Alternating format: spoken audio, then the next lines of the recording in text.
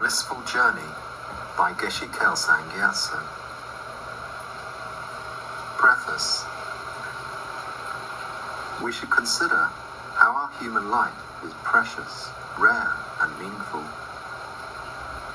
Due to the limitations of their body and mind, those who have taken rebirth as animals, for example, have no opportunity to understand or practice the spiritual path. Only humans are free from such hindrances and have all the necessary conditions for engaging in spiritual paths, which alone lead to everlasting happiness. This freedom and possession of necessary conditions are the special characteristics that make our human life so precious. Although there are many humans in this world, each one of us has only one life. One person may own many cars and houses, but even the richest person in the world cannot possess more than one life. And when that is drawing to an end, he or she cannot buy, borrow, or manufacture another. When we lose this life, it will be very difficult to find another similarly qualified human life in the future. Our human life is therefore very rare. If we use our human life to accomplish spiritual realizations, it becomes immensely meaningful. By using it in this way, we actualize our full potential and progress from the state of an ordinary ignorant being to that of a fully enlightened being, the highest of all beings. And when we have done this, we shall have the power to benefit all living beings without exception. Thus, by using our human life for gaining spiritual realizations, we can solve all our human problems and fulfill all our own and others' wishes. What could be more meaningful than this? Through contemplating these points, we shall arrive at the determination to engage in spiritual practice. This book, which I have prepared for daily spiritual practice, is a collection of many important instructions from my other books. Its subject matter is profound, but because its presentation is simple, even if you are a beginner, you will not find it difficult to understand. If you put the instructions into practice, you can solve your daily problems and find true happiness. In particular, I believe that for those who are already familiar with my other books, the instructions presented here will provide a powerful method for gaining the deepest experience of both the stages of the path to enlightenment and training the mind. If you listen to this book with a positive mind, free from negative views, you will definitely receive great benefits. I pray that everyone who listens to this book experiences inner peace and accomplishes the real meaning of human life. Geshe Kelsang Gyatso. Part 1. Foundation. Inner peace. All living beings have the same basic wish, to be happy and avoid suffering. But very few people understand the real causes of happiness and suffering. We generally believe that external conditions, such as food, friends, cars, and money, are the real causes of happiness. And as a result, we devote nearly all our time and energy to acquiring these. Superficially, it seems that these things can make us happy, but if we look more deeply, we shall see that they also bring us a lot of suffering and problems.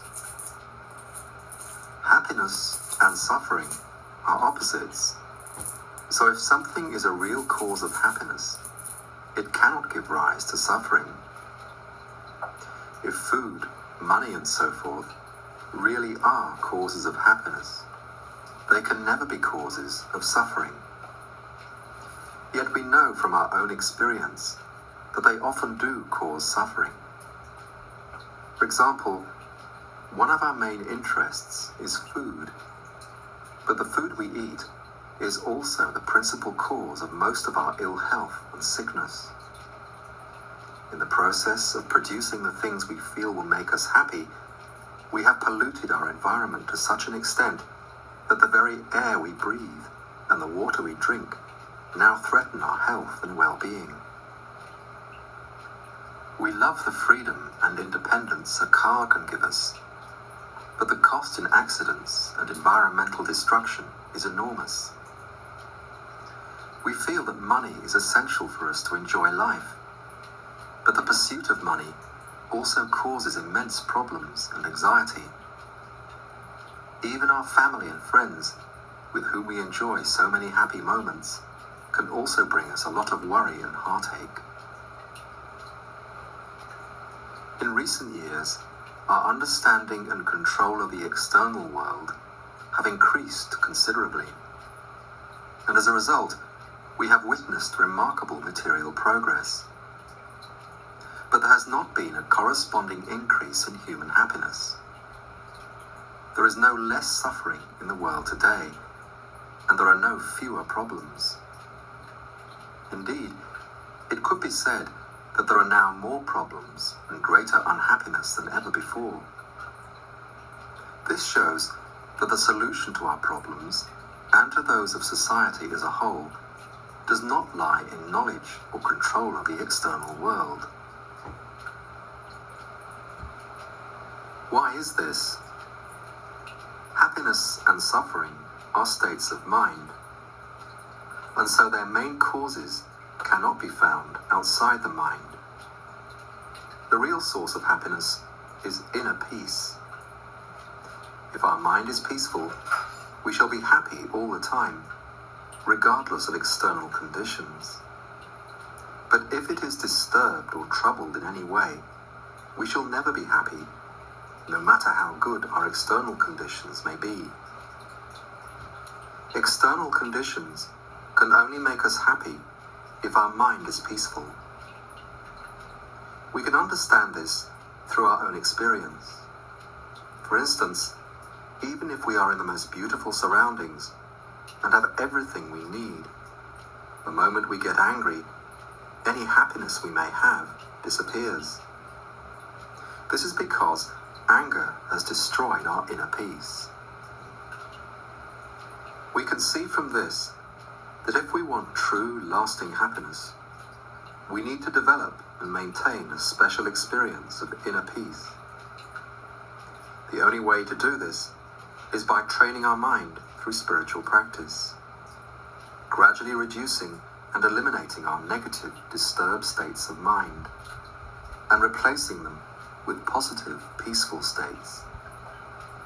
Eventually, through continuing to improve our inner peace, we shall experience permanent inner peace, or nirvana. Once we have attained nirvana, we shall be happy throughout our life, and in life after life. We shall have solved all our problems and accomplished the true meaning of our human life. Since we all have within us our own source of peace and happiness, we may wonder why it is so hard to maintain a continually peaceful and joyful mind. This is because of the delusions that so often crowd our mind. Delusions are distorted ways of looking at ourselves, other people, and the world around us. Like a distorted mirror, they reflect a distorted world. The deluded mind of hatred, for example, views other people as intrinsically bad. But there is no such thing as an intrinsically bad person. Desirous attachment, on the other hand, sees its object of desire as intrinsically good and as a true source of happiness. If we have a strong craving to eat chocolate, chocolate appears to be intrinsically desirable. However, once we have eaten too much of it, and start to feel sick, it no longer seems so desirable. It may even appear repulsive. This shows that in itself, chocolate is neither desirable nor repulsive. It is the deluded mind of attachment that projects all kinds of pleasurable qualities onto its objects of desire, and then relates to them as if they really did possess those qualities. All delusions function like this, projecting onto the world their own distorted version of reality, and then relating to this projection as if it were true. When our mind is under the influence of delusions, we are out of touch with reality and are not seeing things as they really are. Since our mind is under the control of at least subtle forms of delusion all the time, it is not surprising that our lives are so often filled with frustration. It is as if we are continually chasing mirages, only to be disappointed when they do not give us the satisfaction for which we had hoped. When things go wrong in our life, and we encounter difficult situations, we tend to regard the situation itself as the problem. But in reality, whatever problems we experience come from the mind. If we were to respond to difficulties with a positive or peaceful mind, they would not be problems for us. Indeed, we may even come to regard them as challenges or opportunities for growth and development. Problems arise only if we respond to situations with a negative state of mind.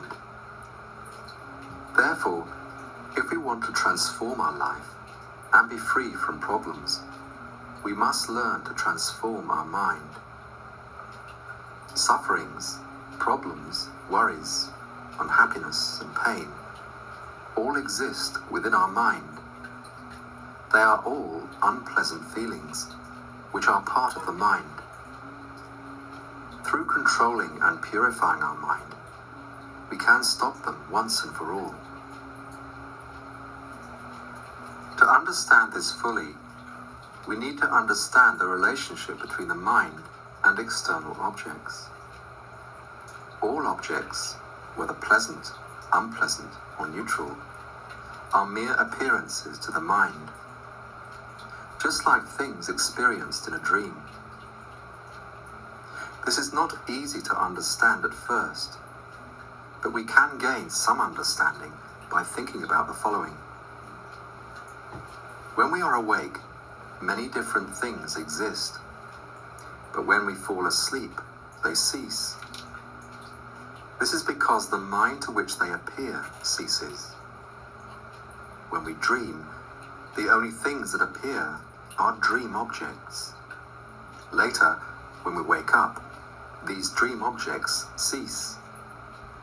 This is because the dreaming mind to which they appear ceases.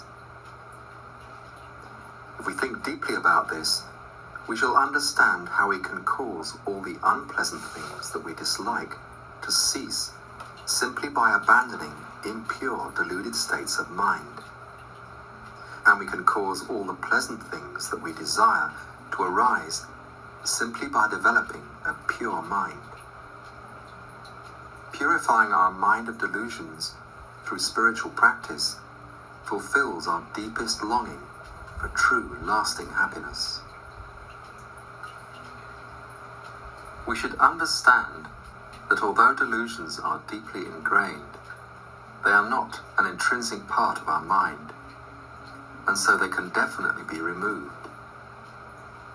Delusions are just bad mental habits, and like all habits, they can be broken. At the moment, our mind is like muddy water, murky and polluted by delusions. However, just as it is possible to separate mud from water, so it is possible to purify the mind of all delusions. With no delusions remaining in our mind, there is nothing that can disturb our inner peace and joy. Since time without beginning, we have been under the control of our mind, like a puppet on a string, We are like a servant working for our mind. Whenever our mind wants to do something, we have to do it without any choice. Sometimes, our mind is like a crazy elephant, creating so many problems and dangers for ourselves and others. By sincerely engaging in spiritual practice, we can reverse this situation and gain mastery over our mind. Transforming our mind in this way, we shall finally enjoy real freedom. For our spiritual practice to be successful, we need the blessings and inspiration of those who have already gained deep inner realizations.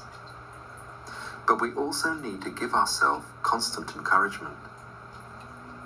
If we cannot encourage ourselves, how can we expect anyone else to? When we understand clearly that inner peace is the real source of happiness, and how, through spiritual practice, we can experience progressively deeper levels of inner peace, we shall develop tremendous enthusiasm to practice. This is very important because to attain the permanent inner peace of nirvana, we need to engage in spiritual practice sincerely and diligently. This does not mean that we ignore external conditions. We need inner peace, but we also need good physical health. And for this, we need certain external conditions, such as food and a comfortable environment in which to live. There are many people who concentrate exclusively on developing the material side of their life, while completely ignoring spiritual practice. This is one extreme.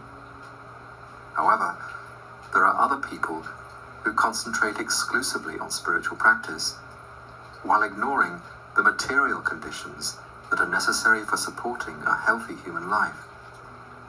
This is another extreme. We need to maintain a middle way that avoids both extremes of materialism and spirituality. Some people believe that those who strive to attain nirvana are being selfish because they seem to be concentrating only on their own inner peace. But this belief is incorrect. Our real purpose in attaining the permanent inner peace of nirvana is to help others do the same.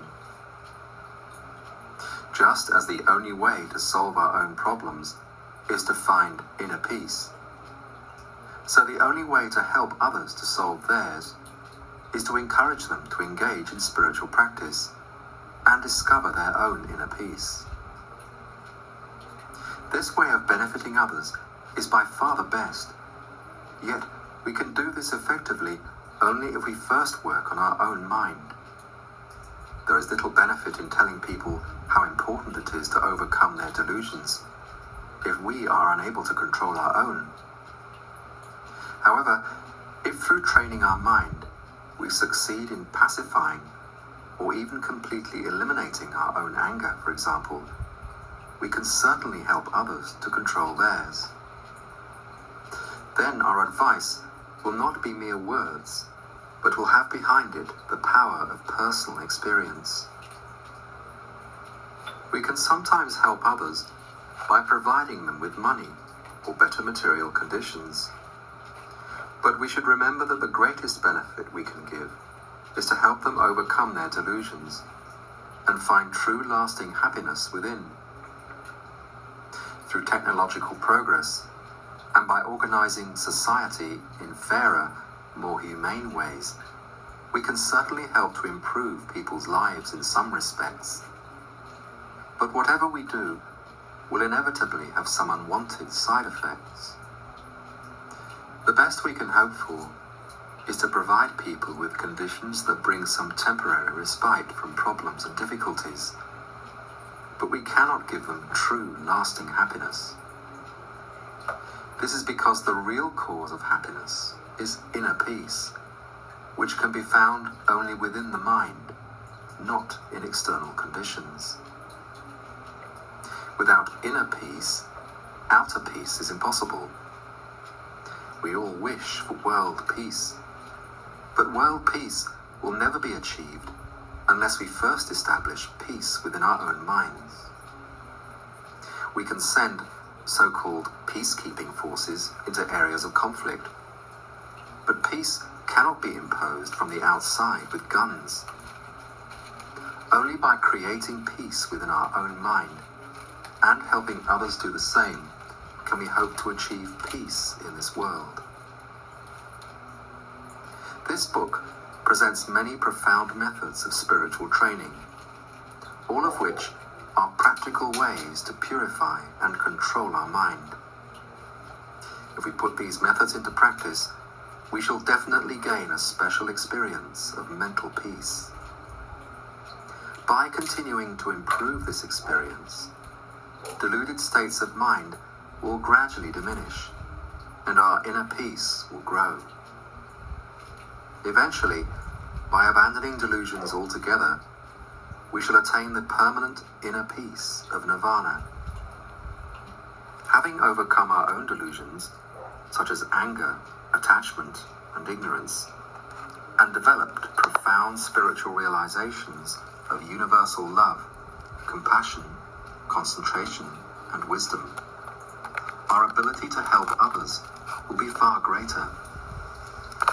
In this way, we can help others solve their problems, not just for a few days or a few years, but forever. We can help them find an inner peace and joy that nothing, not even death, can destroy. How wonderful. What is the mind? Since happiness and suffering depend upon the mind, if we want to avoid suffering and find true happiness, we need to understand the nature and functions of the mind. At first, this might seem to be quite straightforward, since we all have minds, and we all know what state our mind is in, whether it is happy or sad, clear or confused, and so forth. However, if someone were to ask us what the nature of our mind is and how it functions, we would probably not be able to give a precise answer. This indicates that we do not have a clear understanding of the mind. Some people think that the mind is the brain or some other part or function of the body, but this is incorrect. The brain is a physical object that can be seen with the eyes and that can be photographed or operated on in surgery. The mind, on the other hand, is not a physical object. It cannot be seen with the eyes, nor can it be photographed or repaired by surgery. The brain, therefore, is not the mind, but simply part of the body. There is nothing within the body that can be identified as being our mind, because our body and mind are different entities. For example, sometimes when our body is relaxed and immobile, our mind can be very busy, darting from one object to another. This indicates that our body and mind are not the same entity. In Buddhist scriptures, our body is compared to a guest house, and our mind to a guest dwelling within it. When we die, our mind leaves our body and goes to the next life, just like a guest leaving a guest house and going somewhere else. If the mind is not the brain, nor any other part of the body, what is it? It is a formless continuum that functions to perceive and understand objects. Because the mind is formless or non-physical by nature, it is not obstructed by physical objects. Thus, it is impossible for our body to go to the moon without traveling in a spaceship, but our mind can reach the moon in an instant, just by thinking about it. Knowing and perceiving objects is a function that is unique to the mind. Although we say, I know such and such, in reality, it is our mind that knows. We know things only by using our mind. It is very important to be able to distinguish disturbed states of mind from peaceful states. As explained in the previous chapter, states of mind that disturb our inner peace, such as anger, jealousy, and desirous attachment, are called delusions, and these are the principal causes of all our suffering. We may think that our suffering is caused by other people, by poor material conditions, or by society, but in reality, it all comes from our own deluded states of mind. The essence of spiritual practice is to reduce and eventually to eradicate altogether our delusions and to replace them with permanent inner peace. This is the real meaning of our human life. Normally, we seek happiness outside ourselves. We try to obtain better material conditions, a better job, higher social status, and so forth. But no matter how successful we are in improving our external situation, we still experience many problems and much dissatisfaction. We never experience pure, lasting happiness.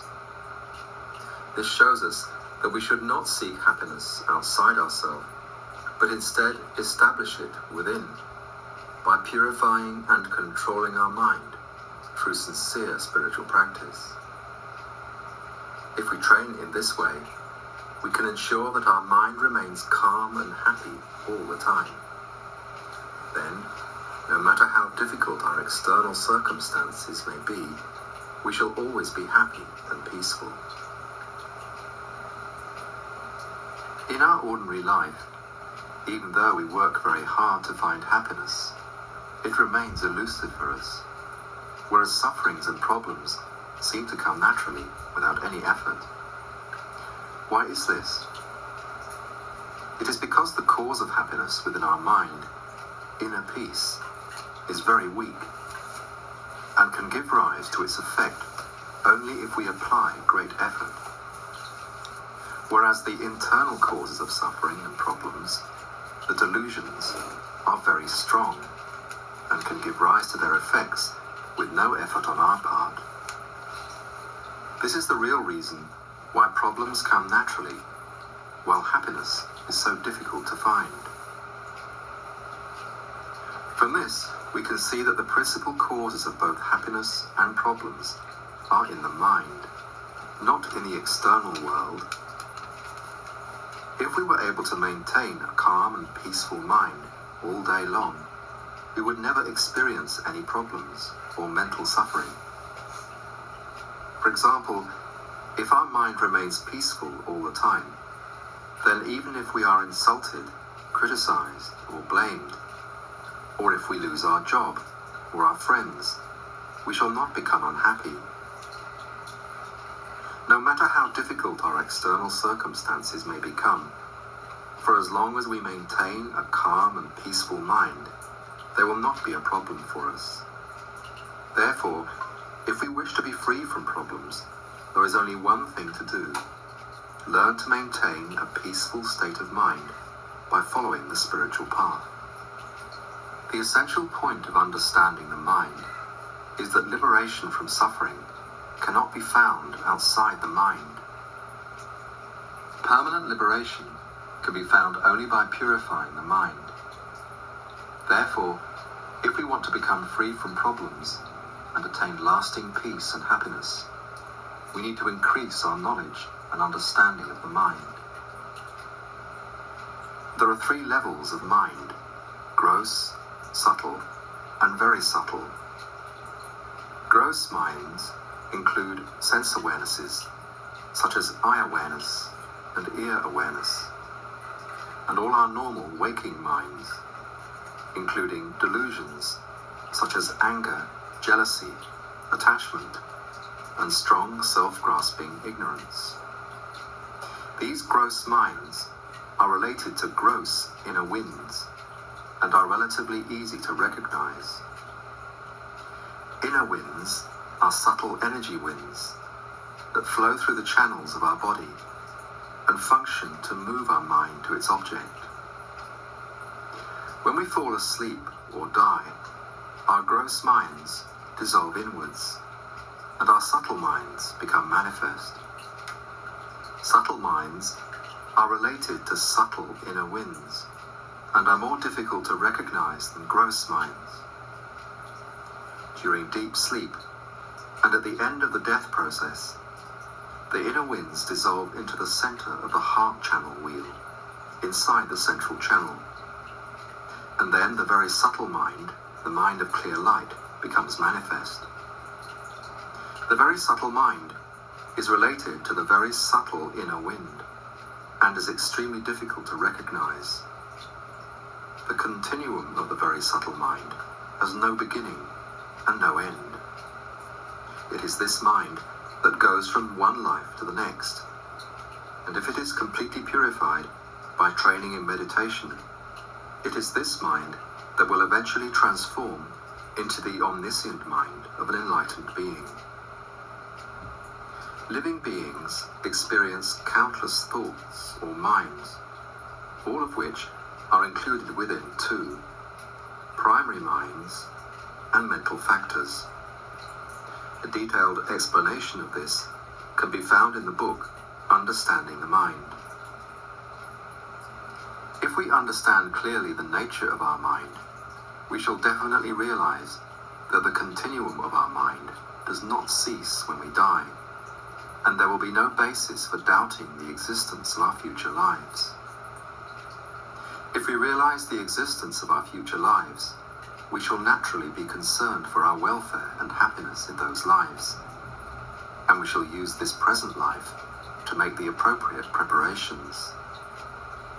This will prevent us from wasting our precious human life on the preoccupations of this life alone.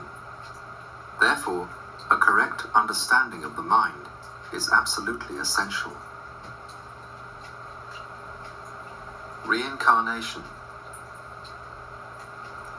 Many people believe that when the body disintegrates at death, the continuum of the mind ceases, and the mind becomes non-existent, like a candle flame going out when all the wax has burned. There are even some people who contemplate committing suicide in the hope that if they die, their problems and sufferings will come to an end. These ideas, however, are completely wrong. As already explained, our body and mind are separate entities, and so even though the body disintegrates at death, the continuum of the mind remains unbroken. Instead of ceasing, the mind simply leaves the present body and goes to the next life. For ordinary beings, therefore, rather than releasing us from suffering, death only brings new sufferings. Not understanding this, many people destroy their precious human life by committing suicide. There is a special spiritual practice called transference of consciousness into another body, which was quite widespread in ancient times. There are many examples of past practitioners who could transfer their consciousness from their normal body into another body. If mind and body are the same entity, how would it be possible for these practitioners to transfer their consciousness in this way? Even now, it is not that unusual for the mind temporarily to leave the physical body before death. For example, many people who are not spiritual practitioners have had so-called out-of-body experiences.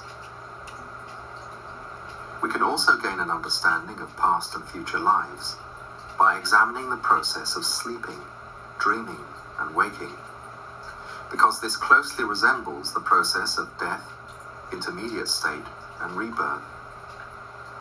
When we fall asleep, our gross inner winds gather and dissolve inwards, and our mind becomes progressively more and more subtle, until it transforms into the very subtle mind of the clear light of sleep.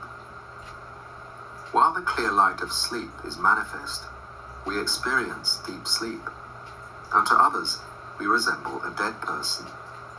When it ends, our mind becomes gradually more and more gross, and we pass through the various levels of the dream state. Finally, our normal powers of memory and mental control are restored, and we wake up. When this happens, our dream world disappears, and we perceive the world of the waking state. A very similar process occurs when we die. As we die, our inner winds dissolve inwards, and our mind becomes progressively more and more subtle, until the very subtle mind of the clear light of death becomes manifest.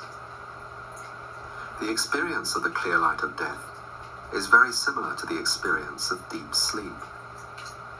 After the clear light of death has ceased, we experience the stages of the intermediate state, or bardo in Tibetan, which is a dreamlike state that occurs between death and rebirth. After a few days or weeks, the intermediate state ends, and we take rebirth.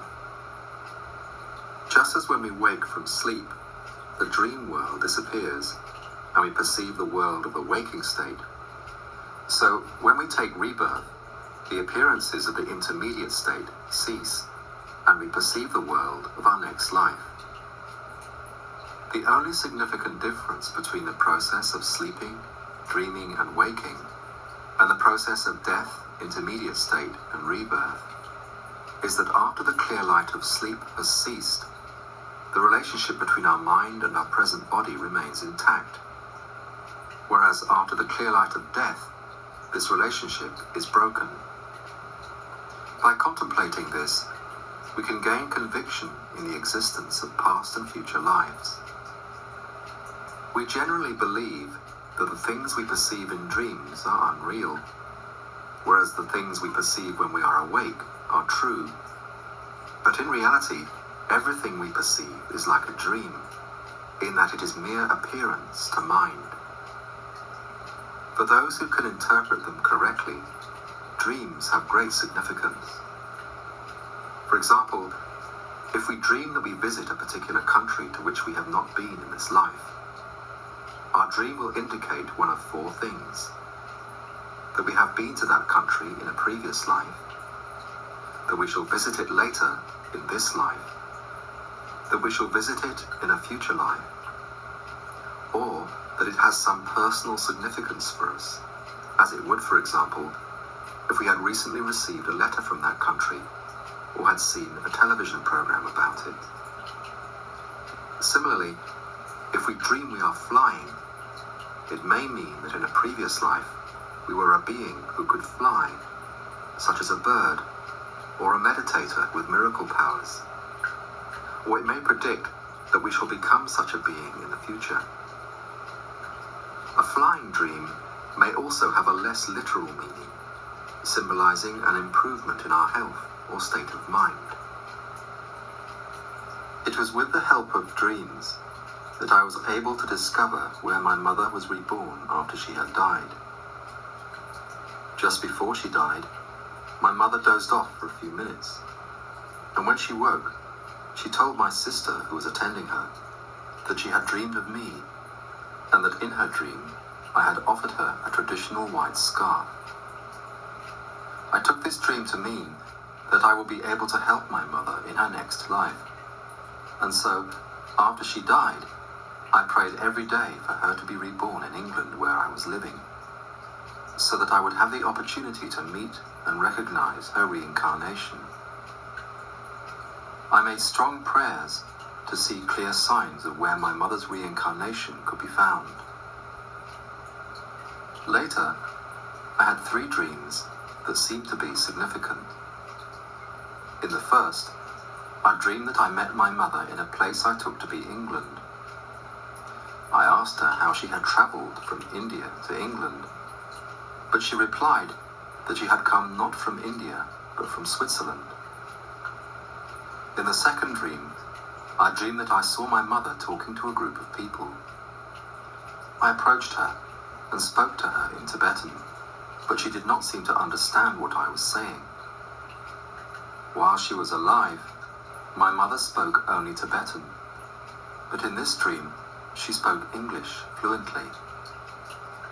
I asked her why she had forgotten Tibetan, but she did not reply. Later, in the same dream, I dreamed of a Western couple who were helping me with the development of my spiritual activities in Britain. Both dreams seemed to give clues as to where my mother had been reborn.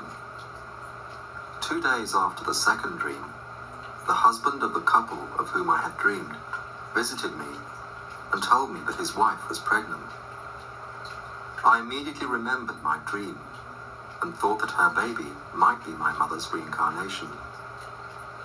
The fact that in the dream, my mother had forgotten Tibetan and spoke only English suggested that she would be reborn in an English-speaking country, and the presence of this couple in the dream might have been an indication that they were her parents. I then performed a traditional divination together with ritual prayers, and this indicated that their child was my mother's reincarnation. I was very happy, but did not say anything to anyone. One night, I dreamed about my mother again and again. The next morning, I considered the matter carefully and reached a decision. If the baby had been born that night, then it was definitely my mother's reincarnation. But if it had not, I would need to make further examinations. Having made this decision, I telephoned the husband, who gave me the good news that his wife had given birth to a baby girl the previous night. I was delighted and performed a special offering ceremony. A few days later, the father telephoned and told me that if he recited the mantra of Buddha Avalokiteshvara, or Mani Padme Hum, when the baby cried, she would immediately stop crying and appear to be listening to the mantra. He asked me why this was, and I replied that it was because of her tendencies from her previous life. I knew that my mother had recited this mantra with strong faith throughout her life. The child was named Amaravajra. Later, when my mother's brother, Kutan Lama, visited England and saw Amaravajra for the first time, he was astonished by how affectionate she was towards him. He said that it was as if she recognized him. I also had the same experience. Although I was able to visit the young child only very occasionally, she was always extremely happy to see me. When Amaravajra started to talk, one day she pointed to a dog and said, "Ki, ki." After this, she used to say "ki" many times whenever she saw a dog. Her father asked me if "ki" meant anything, and I told him that in the dialect of Western Tibet, which is where my mother lived, "ki" means dog. This was not the only Tibetan word the little girl uttered spontaneously. I later heard through my sister's husband that after my mother's death, a Tibetan astrologer had predicted that my mother would be born as a female in a country with a language other than Tibetan. This story comes from my own personal experience, but if we investigate, we can find many other true stories about how people have been able to recognize the reincarnations of their husband, wife, teachers, parents, friends, and others. In Western Tibet, near my first monastery, there lived a man who had a reputation for being very bad-tempered. He collected many silver coins and put them into a teapot, which he kept a secret even from his wife. Later, as he lay dying, out of attachment for the coins, he became obsessed with the thought that they might be stolen. He tried to tell his wife about the coins, but because he was very weak, he could only repeat the one word, tip, which means teapot. Hearing this, his wife assumed that he wanted some tea, but when she offered him some, he had no interest in it. Shortly afterwards, he died. Sometime later, the wife found the hidden teapot. Wondering why it was so heavy, she opened the lid and discovered the coins. Coiled around these was a small snake. Terrified of the snake, she called for her family, who together tried to remove it from the teapot. Yet, however hard they tried, they could not part the snake from the coins. They were surprised and confused about this, and wondered where the snake had come from. The wife then remembered her husband's last words, and realized that at the time of his death, he had been trying to tell her about the coins. Yet, what about the snake? Why was it so attached to the coins? She decided to visit a clairvoyant yogi living nearby, who told her that the snake was the reincarnation of her husband.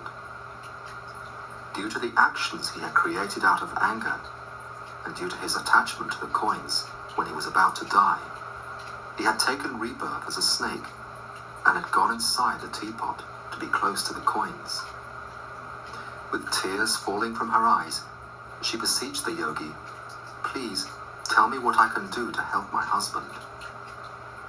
He suggested that she offer the coins to the nearby community of ordained Sangha, requesting them to pray for her husband to be released from his animal rebirth.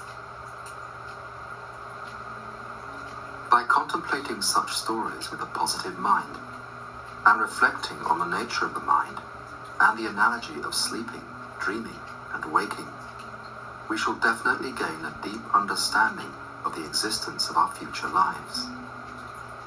This knowledge is very precious and helps us to gain great wisdom.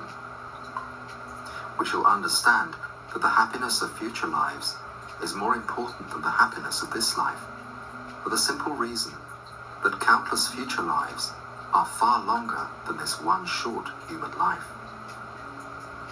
This will motivate us to prepare for the happiness of our future lives, or to try to attain permanent liberation from suffering by abandoning our delusions. Death. No one wants to suffer. Day and night, even in our dreams, we instinctively try to avoid even the slightest suffering. This indicates that although we are not fully aware of it, deep down, what we are really seeking is permanent liberation from suffering. There are times when we are free from physical suffering and mental pain, but these times never last. It does not take long before our body again becomes uncomfortable or sick, and our mind is disturbed by worries and unhappiness. Whatever problem we overcome, it is only a matter of time before another arises to take its place. This shows that despite our wish for permanent liberation from suffering, we have never managed to attain it. For as long as delusions remain in our mind, we shall never be completely free from suffering. We may enjoy moments of respite, but before long, our problems will return. The only way finally to end our suffering is by following the spiritual path. Since, in the depths of their hearts, everyone wants complete liberation from suffering, we can see that in reality, everyone needs to follow the spiritual path.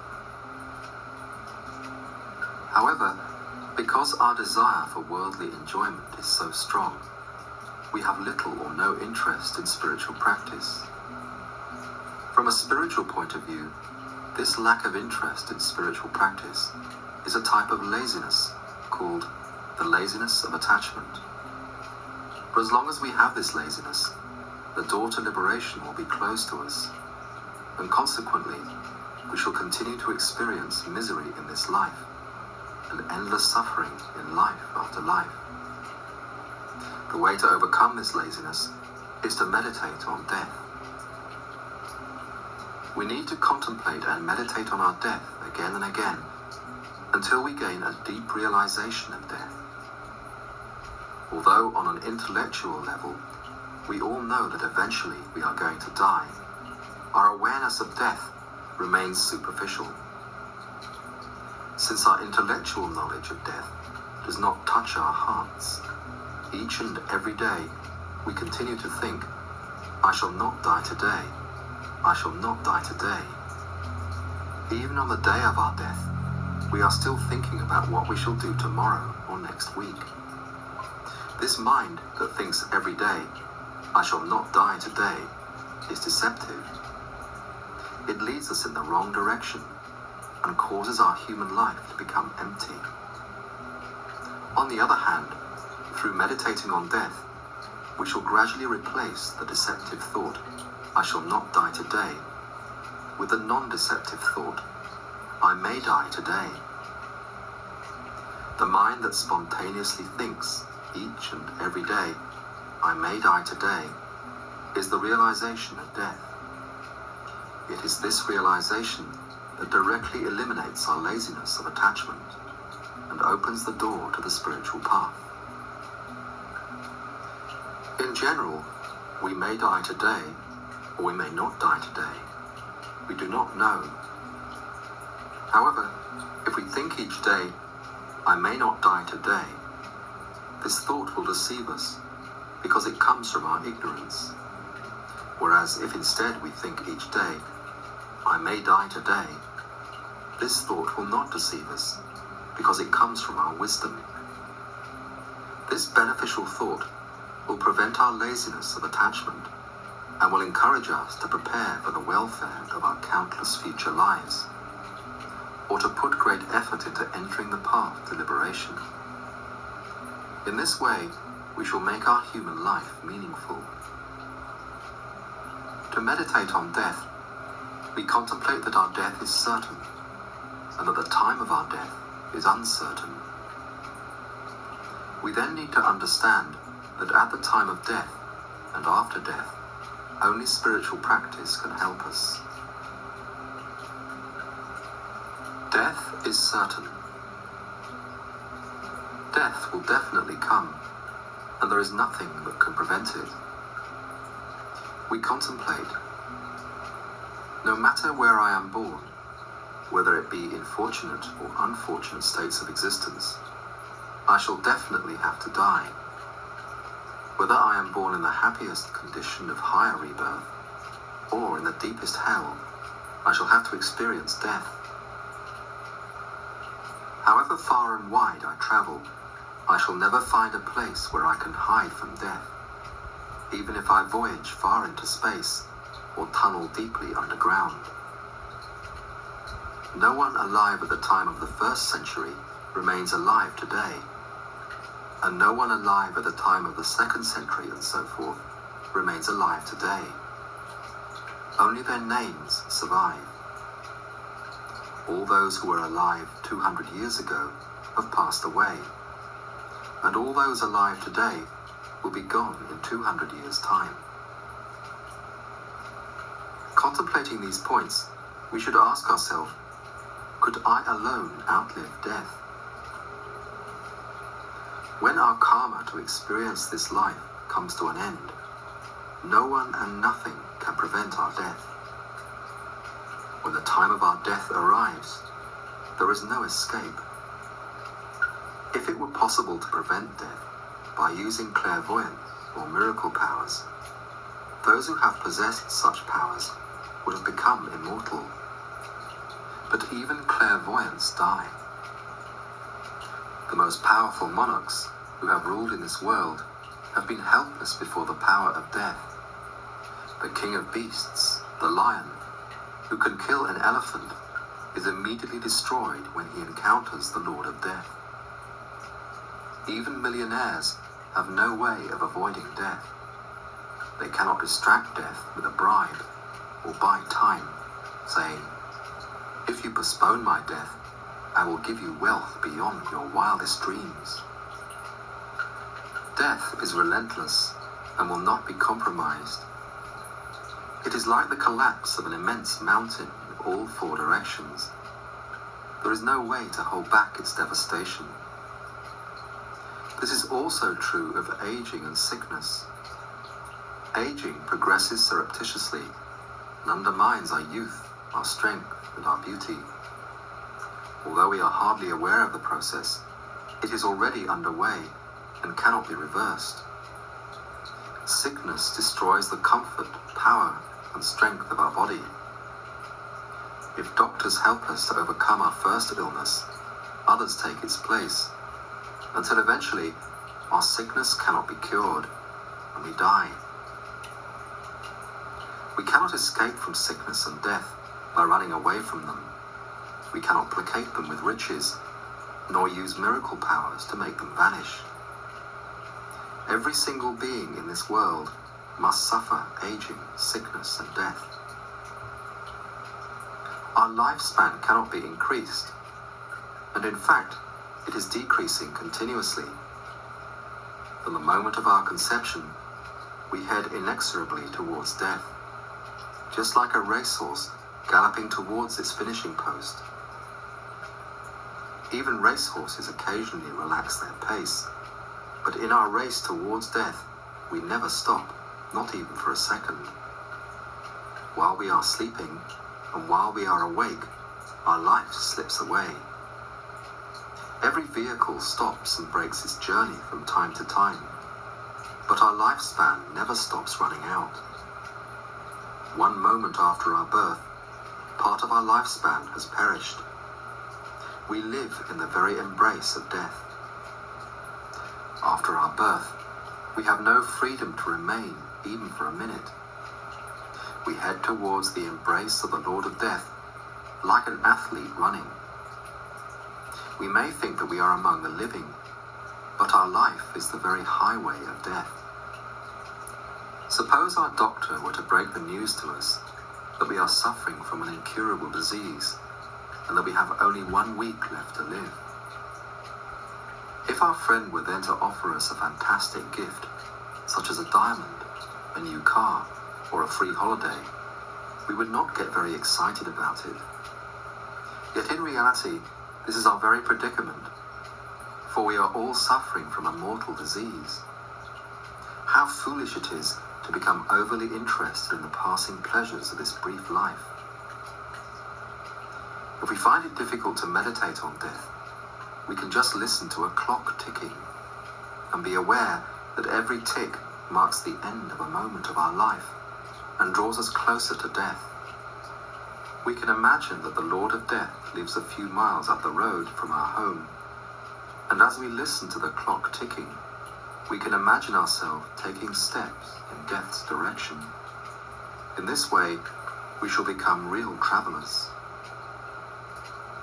Our world is as impermanent as autumn clouds, with our birth and death being like the entrance and exit of an actor on the stage. Actors frequently change their costumes and their roles, making their entrance in many different disguises. In the same way, living beings take different forms continually and enter new worlds. Sometimes they are human beings, sometimes they are animals, and sometimes they enter hell. We should understand that the lifespan of a living being passes like lightning in the sky and perishes quickly like water falling from a high mountain. Death will come regardless of whether or not we have made the time for spiritual practice. Although life is short, it would not be so bad if we had plenty of time for spiritual practice. But most of our time is taken up with sleeping, working, eating, shopping, talking, and so on, leaving very little time for pure spiritual practice. Our time is easily consumed by other pursuits until suddenly we die. We keep thinking that we have plenty of time for spiritual practice, but if we closely examine our way of life, we shall see that the days slip by without our getting down to serious practice. If we do not make the time to engage in spiritual practice purely, we shall look back on our life at the time of death and see that it has been of very little benefit. However, if we meditate on death, we shall develop such a sincere wish to practice purely that we shall naturally begin to modify our daily routine so that it includes at least a little time for practice. Eventually, we shall find more time for practice than for other things.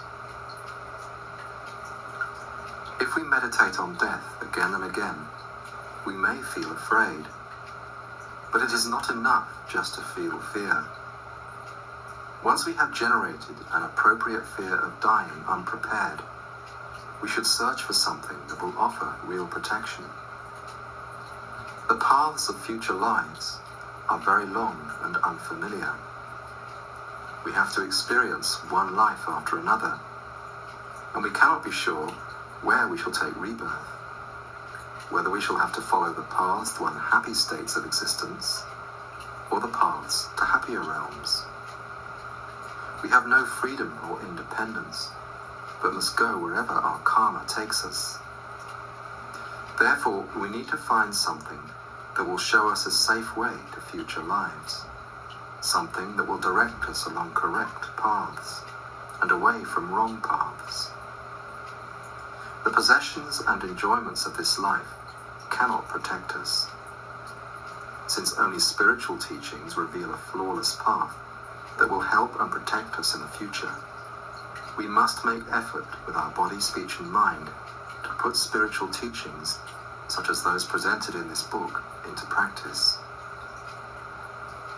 The yogi Milarepa said, "There are more fears in future lives than in this one.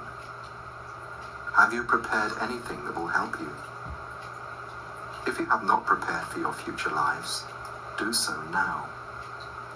The only protection against those fears is the practice of holy spiritual teachings.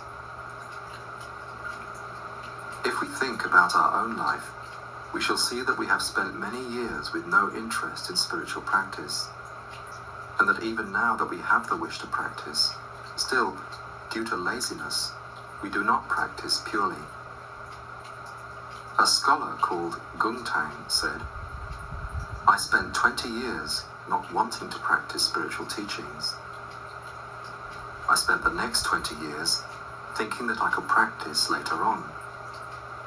I spent another 20 years engrossed in other activities and regretting the fact that I had not engaged in spiritual practice. This is the story of my empty human life." This could be our own life story, but if we meditate on death, we shall avoid wasting our precious human life, and we shall strive to make it meaningful. Through contemplating these points, we should deeply think, "I shall certainly die."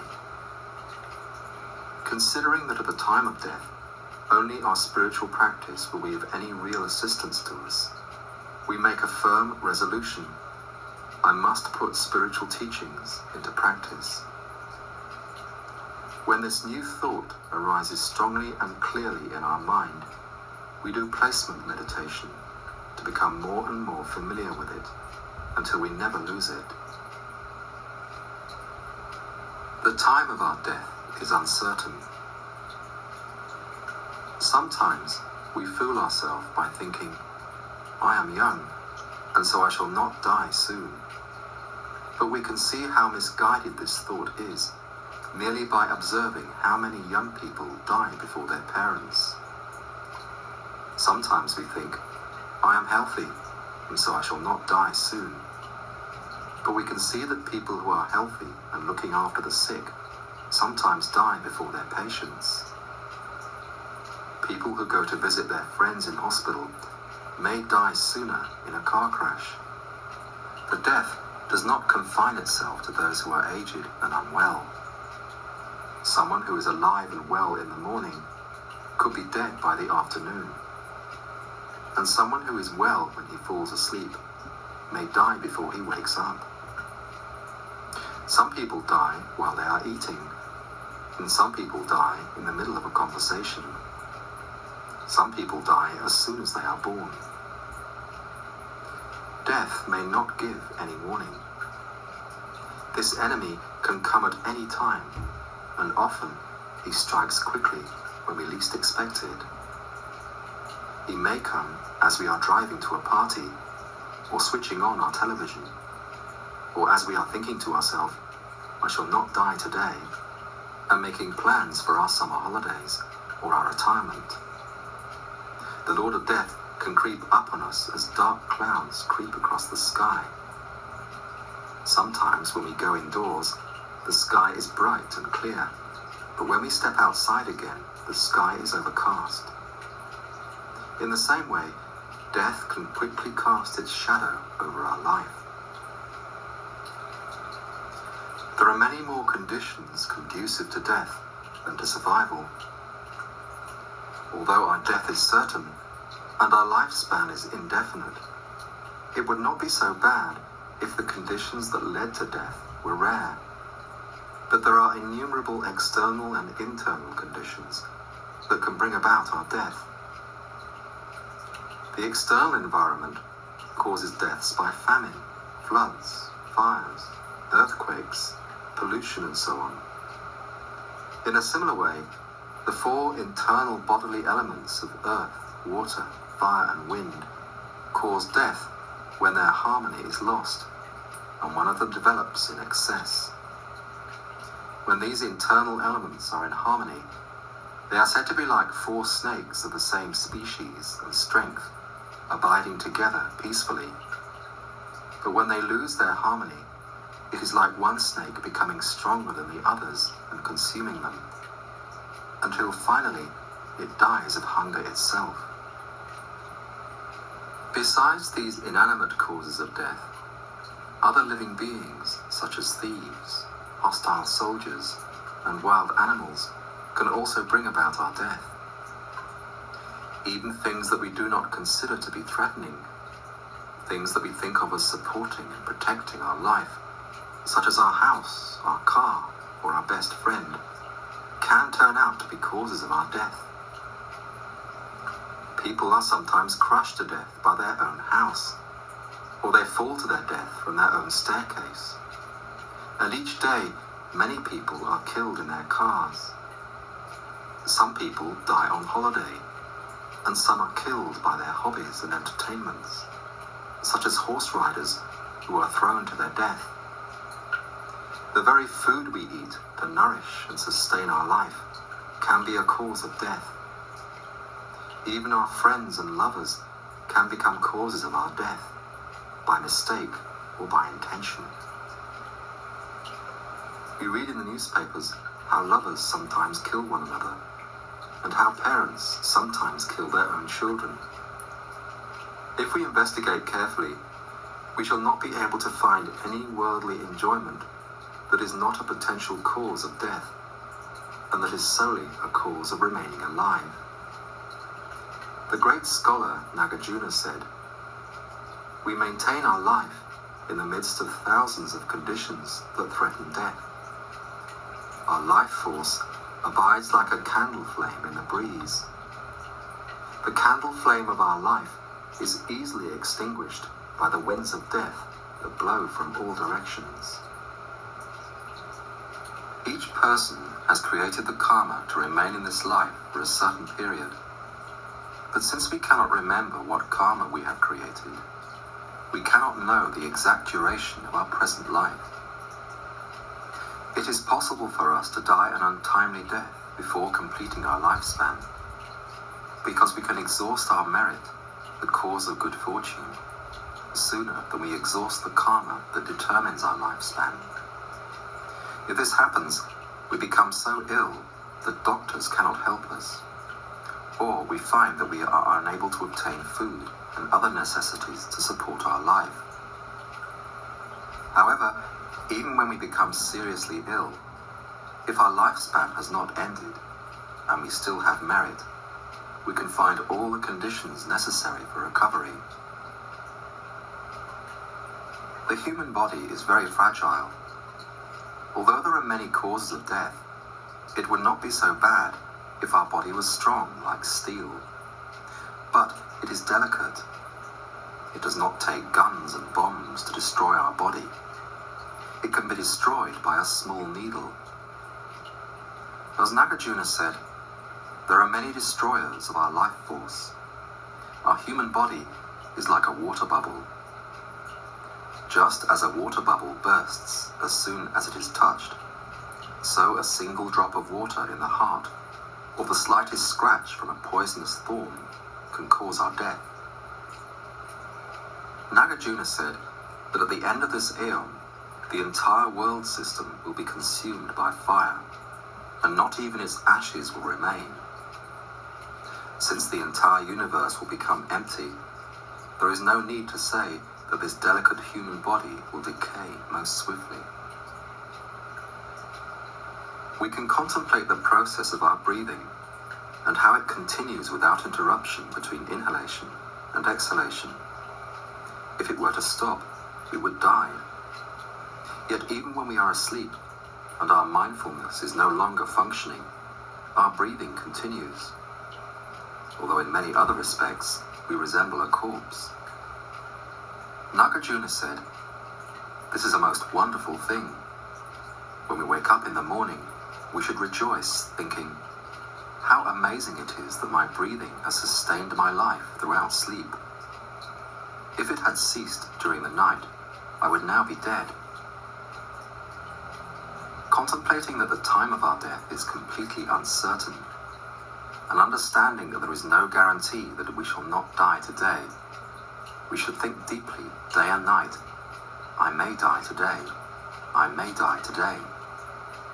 Meditating on this feeling, we shall then come to a strong determination. Since I shall soon have to depart from this world, there is no sense in my becoming attached to the things of this life. Instead, I will take to heart the real essence of my human life by sincerely engaging in spiritual practice. What does engaging in spiritual practice mean? Essentially, it means transforming the mind, overcoming delusions and negative actions, and cultivating constructive thoughts and actions. This is something we can be doing all the time, not just while seated in meditation. An explanation of the different levels of the practice of training the mind will be given in part 2. Whenever we put these teachings into practice, we are engaging in spiritual practice. The practice of training the mind is especially suited to this day and age, when people experience so many difficulties. The foundation of an authentic spiritual life is moral discipline. This means avoiding negative actions such as killing, stealing, sexual misconduct, lying, divisive speech, hurtful speech, idle chatter, covetousness, malice, and holding wrong views, recognizing them as harmful to both ourselves and others. It is also important to practice giving. Not only can we give material help to those who need it, but we can also give our time, goodwill, and love to everyone we meet. We can give protection to those who are afraid or in danger, especially animals. And we can give spiritual teachings or good advice whenever it is appropriate. Another essential practice is patience. Patience is a mind that accepts harm or hardship with a virtuous intention and is the opponent to anger. We are practicing patience whenever we prevent ourselves from getting angry, even if we are harmed or insulted, or when we calmly accept difficult situations such as illness, poverty, loneliness, losing our job or partner, or not fulfilling our wishes. By accepting harm and hardship as an opportunity to train or purify our mind, we can maintain a happy mind all of the time. We should also put great effort into the study and practice of spiritual teachings, so that we can fulfill our spiritual goals. We should train in meditative concentration, which is the source of inner peace. The deeper our concentration, the more profound and stable our mental peace will be, and the clearer and more powerful our mind will become. Most importantly, we should train in the wisdom that understands how things really exist. By gaining deep knowledge of ultimate truth, or emptiness, we can remove the ignorance of self-grasping from our mind, and thereby fulfill our deepest wish for permanent liberation from suffering.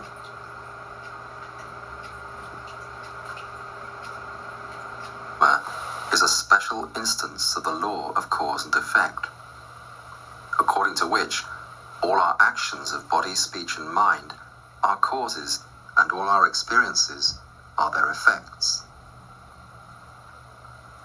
The law of karma explains why each individual has a unique mental disposition, a unique physical appearance, and unique experiences. These are the various effects of the countless actions that each individual has performed in the past. We cannot find any two people who have created exactly the same history of actions throughout their past lives. And so we cannot find two people with identical states of mind, identical experiences, and identical physical appearances. Each person has a different individual karma. Some people enjoy good health, while others are constantly ill. Some people are very beautiful, while others are very ugly. Some people have a happy disposition that is easily pleased, while others have a sour disposition and are rarely delighted by anything. Some people easily understand the meaning of spiritual teachings, while others find them difficult and obscure.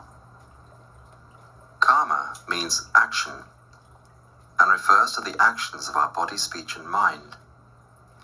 Every action we perform leaves an imprint or potentiality on our very subtle mind, and each imprint eventually gives rise to its own effect. Our mind is like a field, and performing actions is like sowing seeds in that field. Virtuous actions sow seeds of future happiness, and non-virtuous actions sow seeds of future suffering. The seeds we have sown in the past remain dormant until the conditions necessary for their germination come together. In some cases, this can be many lifetimes after the original action was performed. It is because of our karma or actions that we are born in this impure, contaminated world and experience so many difficulties and problems. Our actions are impure because our mind is contaminated by the inner poison of self-grasping. This is the fundamental reason why we experience suffering. Suffering is created by our own actions or karma. It is not given to us as a punishment. We suffer because we have accumulated many non-virtuous actions in our previous lives. The source of these non-virtuous actions are our own delusions, such as anger, attachment, and self-grasping ignorance. Once we have purified our mind of self-grasping and all other delusions, all our actions will naturally be pure. As a result of our pure actions, or pure karma, everything we experience will be pure. We shall abide in a pure world, with a pure body, enjoying pure enjoyments, and surrounded by pure beings. There will no longer be the slightest trace of suffering, impurity, or problems. This is how to find true happiness from within our mind. The general characteristics of karma. For every action we perform, we experience a similar result. If a gardener sows a seed of a medicinal plant, and not a poisonous one, will grow. And if he or she does not sow any seeds, then nothing will grow. In a similar way, if we perform positive actions, we shall experience happy results and not unhappiness.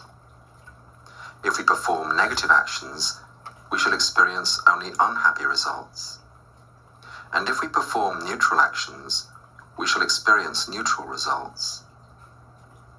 For example, if we now experience any mental disturbance, it is because at some time in the past, we disturbed the minds of others.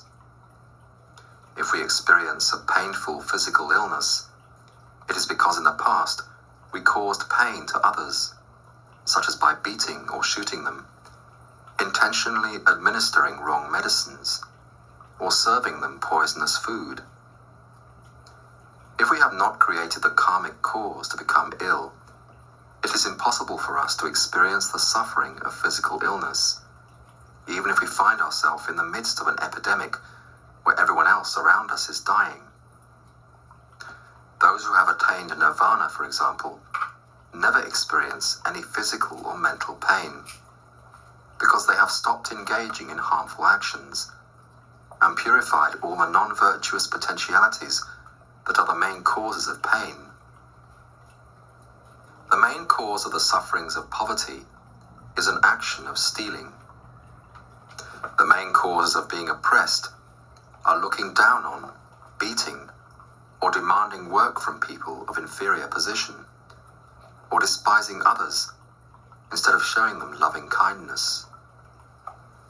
The main causes of the sufferings of being separated from friends and family are actions such as seducing other people's partners, or purposefully alienating their friends and the people who work for them. Usually we assume that bad experiences arise only in dependence upon the conditions of this present life.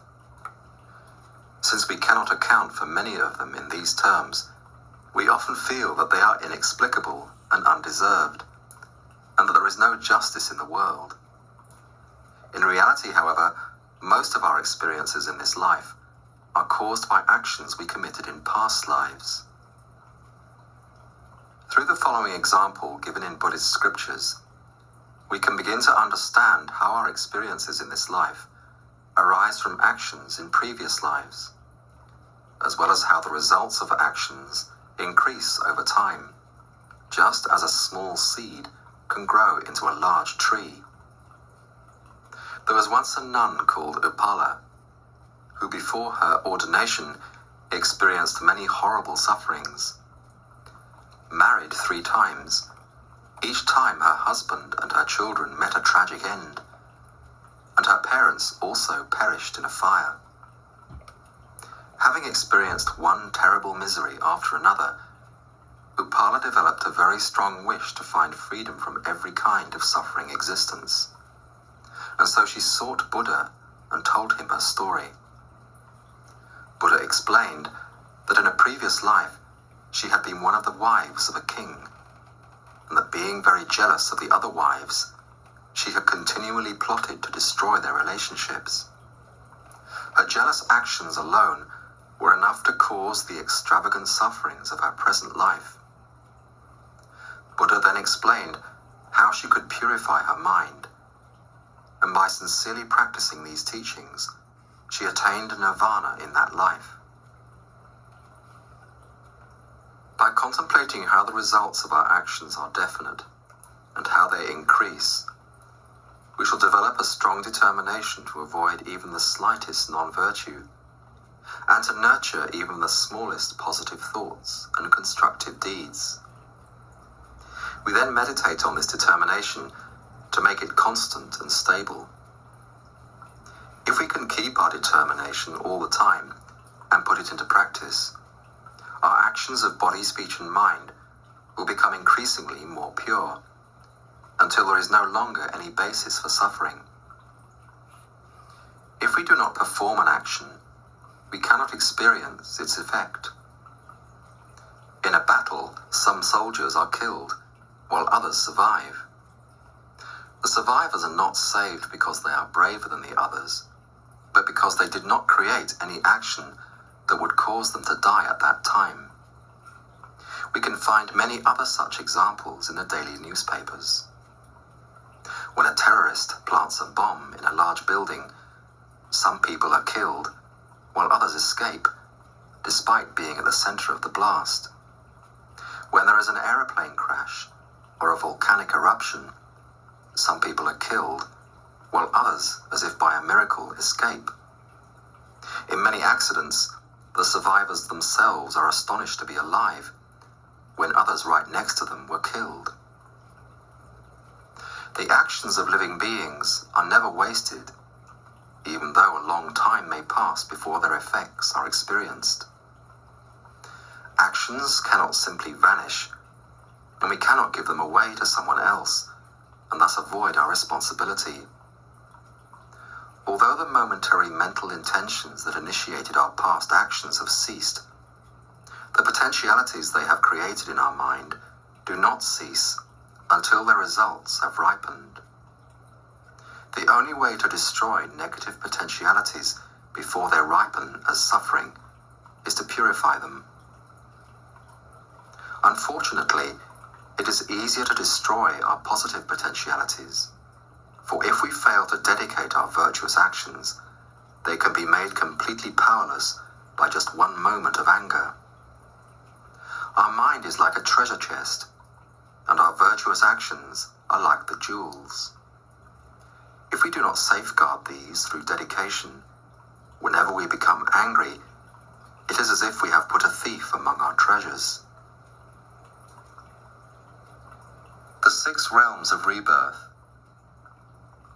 The seeds that ripen when we die are very important because they determine what kind of rebirth we shall take.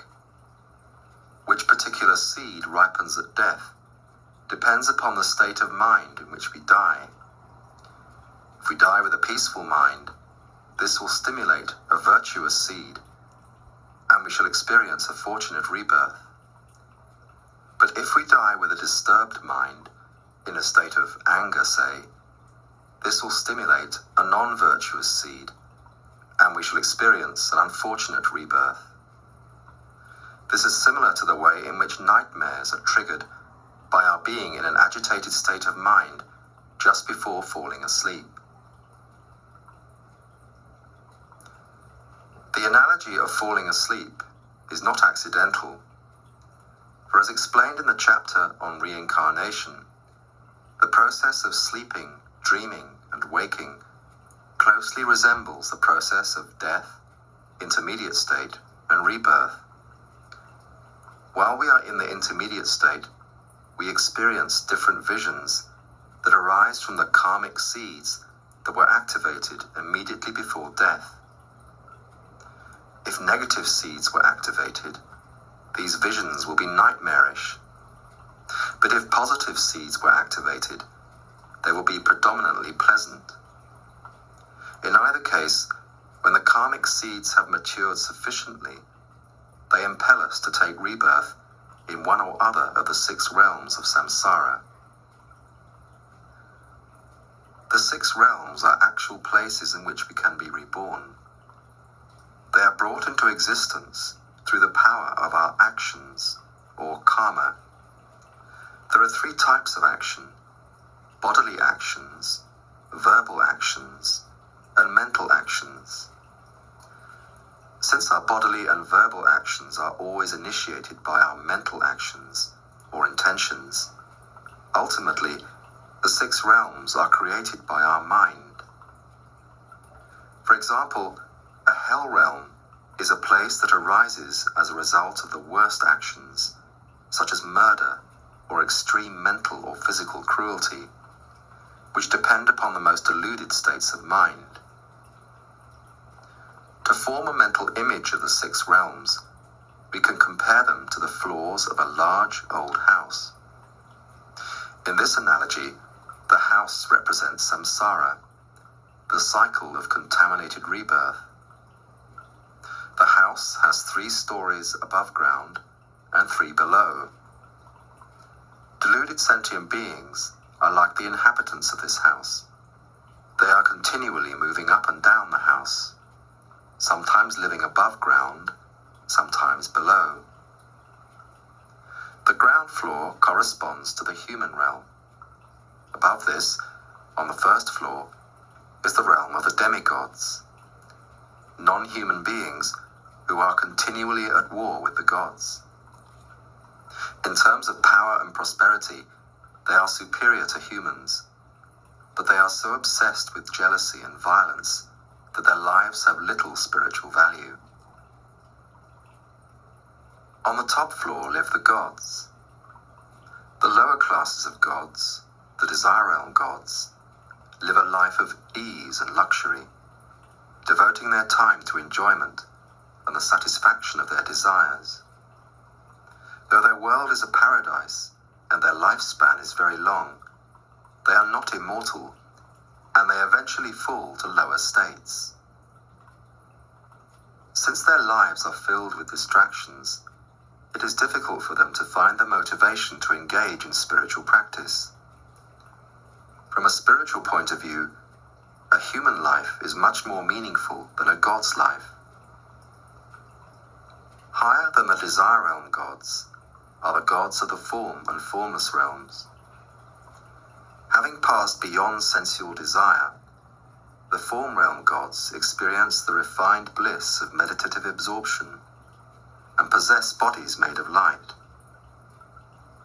Transcending even these subtle forms, the gods of the formless realm abide without form in a subtle consciousness that resembles infinite space. Though their minds are the purest and most exalted within samsara, they have not overcome the ignorance of self-grasping, which is the root of samsara, and so after experiencing bliss for many eons, eventually their lives end, and they are once again reborn in the lower states of samsara. Like the other gods, they consume the merit they have created in the past and make little or no spiritual progress. The 3 stories above ground are called the fortunate realms because the beings who inhabit them have relatively pleasant experiences, which are caused by the practice of virtue. Below ground are the 3 lower realms, which are the result of negative bodily, verbal, and mental actions. The least painful of these is the animal realm, which in the analogy is the first floor beneath the ground. Included in this realm are all mammals apart from humans, as well as birds, fish, insects, worms, the whole animal kingdom. Their minds are characterized by extreme stupidity, without any spiritual awareness, and their lives by fear and brutality. On the next floor down live the hungry spirits. The principal causes of rebirth here are greed and negative actions, motivated by miserliness. The consequence of these actions is extreme poverty. Hungry spirits suffer continuous hunger and thirst, which they are unable to bear. Their world is a vast desert. If by chance they come across a drop of water or a scrap of food, it disappears like a mirage or transforms into something repulsive, such as pus or urine. These appearances are due to their negative karma and lack of merit. The lowest floor is hell. The beings here experience unrelenting torment. Some hells are a mass of fire. Others are desolate regions of ice and darkness. Monsters conjured up by the minds of the hell beings inflict terrible tortures on them. The suffering continues unremittingly for what seems an eternity. But eventually, the karma that caused the beings to be born in hell is exhausted, and the hell beings die and are reborn elsewhere in samsara. Hell is simply what appears to the most negative and distorted type of mind. It is not an external place, but is like a nightmare from which we do not wake up for a long, long time. For those living in hell, the sufferings of the hell realm are as real as our present experience of the human realm. This is a general picture of samsara. We have been trapped in samsara since beginningless time, wandering meaninglessly without any freedom or control from the highest heaven to the deepest hell. Sometimes we dwell on the upper stories with the gods. Sometimes we find ourselves on the ground floor with a human rebirth. But most of the time, we are trapped on the underground floors, experiencing terrible physical and mental suffering. Although samsara resembles a prison, there is, however, one door through which we can escape. That that door is emptiness, the ultimate nature of phenomena. By training in the spiritual paths described in this book, we shall eventually find our way to this door, and stepping through, discover that the house was simply an illusion, the creation of our impure mind. Samsara is not an external prison. It is a prison made by our own mind. It will never end by itself, but by diligently practicing the true spiritual path, and thereby eliminating our self-grasping and other delusions, we can bring our samsara to an end. Once we attain liberation ourselves, we shall then be in a position to show others how to destroy their mental prison by eradicating their delusions. Types of action. Although there are countless different actions of body, speech, and mind, all are included within three types: virtuous actions, non-virtuous actions, and neutral actions. The practices of giving, moral discipline, patience, effort in spiritual training, meditative concentration, and wisdom are examples of virtuous actions. Killing, stealing, and sexual misconduct are bodily non-virtuous actions. Lying, divisive speech, hurtful speech, and idle chatter are verbal non-virtuous actions. And covetousness, malice, and holding wrong views are mental non-virtuous actions. In addition to these 10 non-virtuous actions, there are many other kinds of non-virtuous action, such as beating or torturing others, or otherwise deliberately causing them to suffer. Every day, we also perform many neutral actions. Whenever we engage in daily actions such as shopping, cooking, eating, sleeping, or relaxing without a specific good or bad motivation, we are performing neutral actions. All non-virtuous actions are contaminated because they are motivated by delusions, particularly the delusion of self-grasping ignorance. Most of our virtuous and neutral actions are also based on self-grasping and are thus also contaminated. At the moment, even when we are observing moral discipline, for example, we still grasp at an inherently existent I, or self, who is acting in a moral way, and so our practice of moral discipline is contaminated virtue. We grasp at an inherently existent I and mine all the time, day and night. This mind is the delusion of self-grasping ignorance. Whenever we are embarrassed, afraid, angry, indignant, or puffed up with pride, we have a very strong sense of self or I. The I that we are grasping on these occasions is the inherently existent I. Even when we are relaxed and relatively peaceful, we still grasp our I as inherently existent, though in a less pronounced way. This mind of self-grasping is the basis of all our delusions and the source of all our problems. To free ourselves from delusions and the problems they cause, we need to understand that the inherently existent I we grasp so firmly and continuously does not exist at all. It never has existed and never will. It is merely the fabrication of our self-grasping ignorance. To fulfill the wishes of this I, the inherently existent I that we believe actually exists, we normally perform innumerable positive and negative actions. These actions are known as throwing actions, which means actions that are motivated by strong self-grasping and that are the main cause of samsaric rebirth.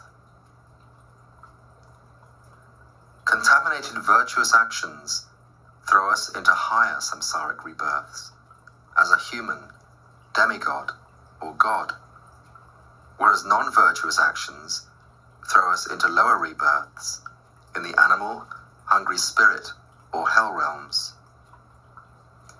When we are about to die, if we develop a negative state of mind, such as anger, this causes the potential of a non-virtuous throwing action to ripen, so that after death we shall take a lower rebirth.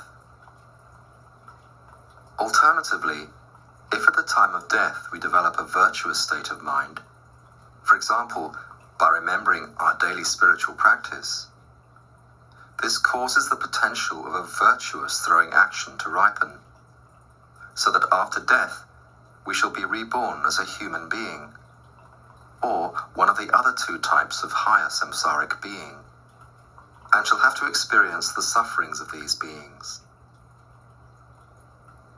There is another type of contaminated action, which is called a completing action. This is a contaminated action that is the main cause of the happiness or suffering we experience once we have taken a particular rebirth. All human beings are thrown into the human world by virtuous throwing actions. But the experiences they have as human beings vary considerably, depending upon their different completing actions. Some experience a life of suffering, whereas others experience a life of ease. Similarly, animals have all been thrown into the animal world by non-virtuous throwing actions, but their experiences as animals vary considerably, depending upon their different completing actions. Some animals, such as some domestic pets, can experience a life of luxury, receiving more care and attention than many human beings. Hell beings and hungry spirits experience only the results of non-virtuous throwing actions and non-virtuous completing actions. From the day they are born to the day they die, they experience nothing but suffering. One throwing action may throw us into many future lives.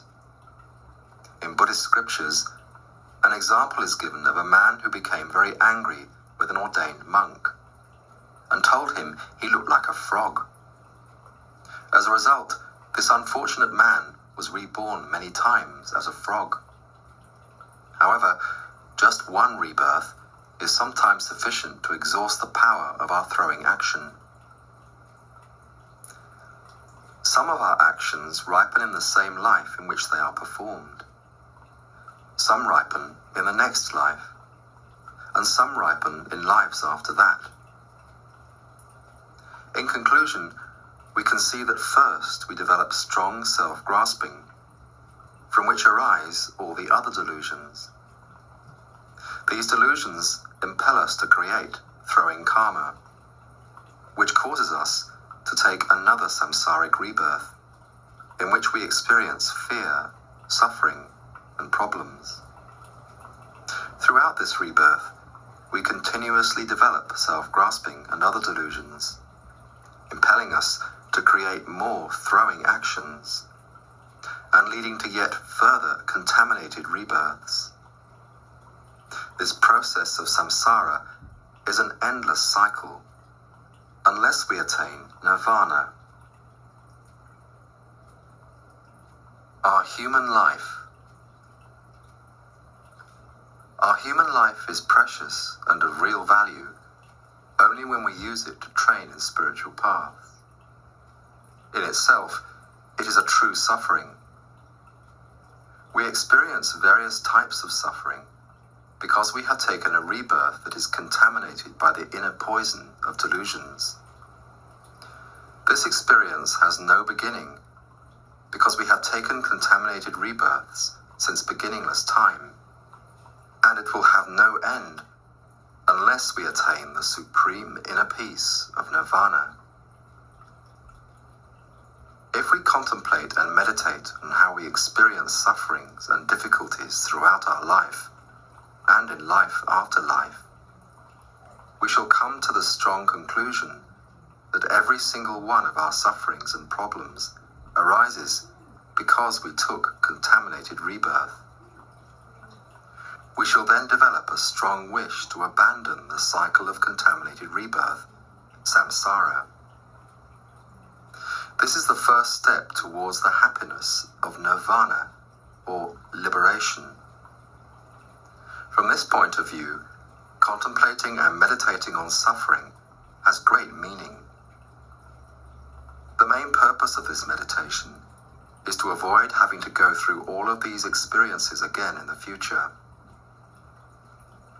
While we remain in this cycle of contaminated rebirth, sufferings and problems will never end. We shall have to experience them over and over again every time we take rebirth. Although we cannot remember our experience while we were in our mother's womb, or during our very early childhood, the sufferings of human life began from the time of our conception. Everyone can observe that a newborn baby experiences anguish and pain. The first thing a baby does when it is born is scream. Rarely has a baby ever been born in complete serenity, with a peaceful, smiling expression on its face. Birth. When our consciousness first enters the union of our father's sperm and our mother's ovum, our body is a very hot, watery substance, like white yogurt tinted red. In the first moments after conception, we have no gross feelings, but as soon as these develop, we begin to experience pain. Our body gradually becomes harder and harder, and as our limbs grow, it feels as if our body is being stretched out on a rack. Inside our mother's womb, it is hot and dark. Our home for 9 months is this small, tightly compressed space full of unclean substances. It is like being squashed inside a small water tank full of filthy liquid with a lid tightly shut so that no air or light can come through. While we are in our mother's womb, we experience much pain and fear all on our own. We are extremely sensitive to everything our mother does. When she walks quickly, it feels as if we are falling from a high mountain, and we are terrified. If she has sexual intercourse, it feels as if we are being crushed and suffocated between 2 huge weights, and we panic. If our mother makes just a small jump, it feels as if we are being dashed against the ground from a great height. If she drinks anything hot, it feels like boiling water scalding our skin. And if she drinks anything cold, it feels like an ice-cold shower in midwinter. When we are emerging from our mother's womb, it feels as if we are being forced through a narrow crevice between 2 hard rocks.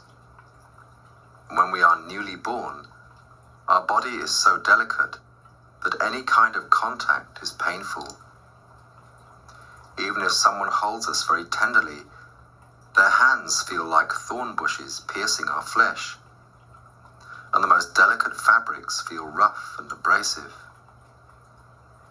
By comparison with the softness and smoothness of our mother's womb, every tactile sensation is harsh and painful. If someone picks us up, it feels as if we are being swung over a huge precipice, and we feel frightened and insecure. We have forgotten all that we knew in our past life. We bring only pain and confusion from our mother's womb. Whatever we hear is as meaningless as the sound of wind, and we cannot comprehend anything we perceive. In the first few weeks, we are like someone who is blind, deaf, and dumb, and suffering from profound amnesia. When we are hungry, we cannot say, "I need food." And when we are in pain, we cannot say, "This is hurting me." The only signs we can make are hot tears and furious gestures. Our mother often has no idea what pains and discomforts we are experiencing.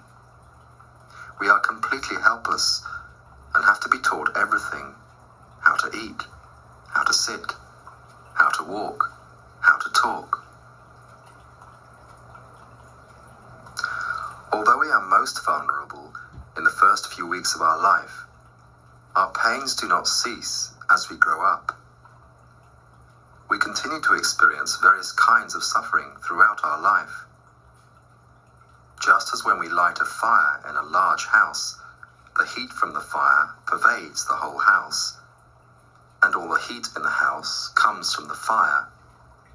So when we are born in samsara, suffering pervades our whole life, and all the miseries we experience arise because we took a contaminated rebirth. Since we have been born as a human, we cherish our human body and mind and cling to them as our own. In dependence upon our body and mind, we develop self-grasping, which is the root of all delusions. Our human rebirth is the basis of our human suffering. Without this basis, there are no human problems. The pains of birth gradually turn into the pains of aging, sickness, and death. They are one continuum. Aging. Our birth gives rise to the pains of aging. Aging steals our beauty, our health, our good figure, our fine complexion, our vitality, and our comfort. Aging turns us into objects of contempt. It brings many unwanted pains and takes us swiftly to our death. As we grow old, we lose all the beauty of our youth, and our strong, healthy body becomes weak and burdened with illness. Our once firm and well-proportioned figure becomes bent and disfigured, and our muscles and flesh shrink so that our limbs become like thin sticks, and our bones poke out. Our hair loses its color and shine, and our complexion loses its luster. Our face becomes wrinkled, and our features grow distorted. Milarepa said, "How do old people get up? They get up as if they were heaving a stake out of the ground. How do old people walk about? Once they are on their feet, they have to walk gingerly, like bird catchers. How do old people sit down? They crash down like heavy luggage whose harness has snapped." We can contemplate the following poem on the sufferings of growing old. When we are old, our hair becomes white, but not because we have washed it clean. It is a sign we shall soon encounter the Lord of Death. We have wrinkles on our forehead, but not because we have too much flesh. It is a warning from the Lord of Death. You are about to die. Our teeth fall out, but not to make room for new ones. It is a sign we shall soon lose the ability to eat human food. Our faces are ugly and unpleasant, but not because we are wearing masks. It is a sign we have lost the mask of youth. Our heads shake to and fro, but not because we are in disagreement. It is the Lord of Death striking our head with the stick he holds in his right hand. We walk bent and gazing at the ground, but not because we are searching for lost needles. It is a sign we are searching for our lost beauty and memories. We get up from the ground using all four limbs, but not because we are imitating animals. It is a sign our legs are too weak to support our bodies. We sit down as if we had suddenly fallen, but not because we are angry. It is a sign our body has lost its strength. Our body sways as we walk, but not because we think we are important. It is a sign our legs cannot carry our body. Our hands shake, but not because they are itching to steal. It is a sign the Lord of Death's itchy fingers are stealing our possessions. We eat very little, but not because we are miserly. It is a sign we cannot digest our food. We wheeze frequently, but not because we are whispering mantras to the sick. It is a sign our breathing will soon disappear. When we are young, we can travel around the whole world, but when we are old, we can hardly make it to our own front gate. We become too weak to engage in many worldly activities, and our spiritual activities are often curtailed. For example, we have little physical strength to perform virtuous actions, and mentally we have less energy to memorize, contemplate, and meditate. We cannot attend teachings that are given in places that are hard to reach or uncomfortable to inhabit. We cannot help others in ways that require physical strength and good health. Deprivations such as these often make old people very sad. When we grow old, we become like someone who is blind and deaf. We cannot see clearly, and we need stronger and stronger glasses until we can no longer read. We cannot hear clearly, and so it becomes more and more difficult to listen to music or to the television, or to hear what others are saying. Our memory fades. All activities, worldly and spiritual, become more difficult. If we practice meditation, it becomes harder for us to gain realizations because our memory and concentration are too weak. We cannot apply ourselves to study. Thus, if we have not learnt and trained in spiritual practices when we were younger, the only thing to do when we grow old is to develop regret and wait for the Lord of Death to come. When we are old, we cannot derive the same enjoyment from the things we used to enjoy, such as food, drink, and sex. We are too weak to play games, and we are often too exhausted even for entertainments. As our lifespan runs out, we cannot join young people in their activities. When they travel about, we have to stay behind. No one wants to take us with them when we are old, and no one wants to visit us. Even our own grandchildren do not want to stay with us for very long. Old people often think to themselves, how wonderful it would be if young people would stay with me. We could go out for walks, and I could show them things. But young people do not want to be included in their plans. As their life draws to an end, old people experience the sorrow of abandonment and loneliness. They have many special sorrows. Sickness. Our birth also gives rise to the sufferings of sickness. Just as the wind and snow of winter take away the glory of green meadows, trees, forests, and herbs, so sickness takes away the youthful splendor of our body, destroying its strength and the power of our senses.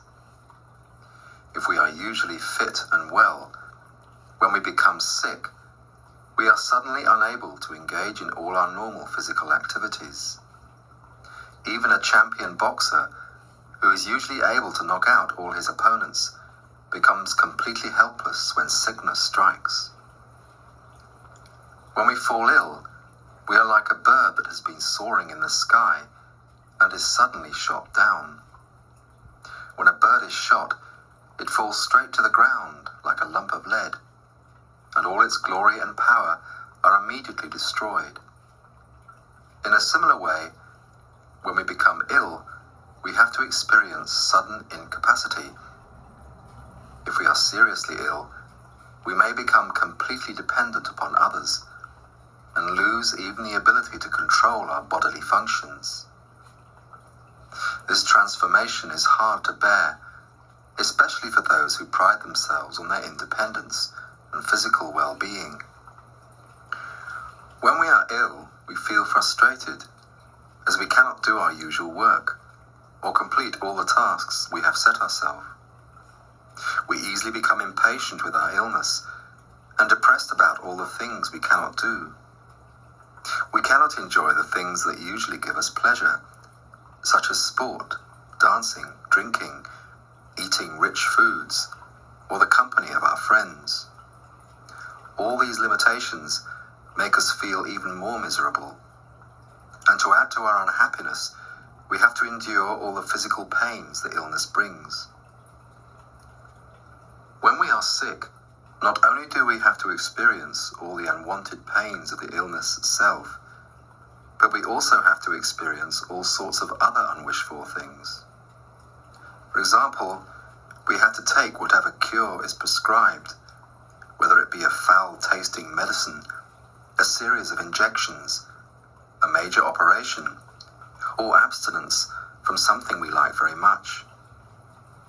If we are to have an operation, we have to go to hospital and accept all the conditions there.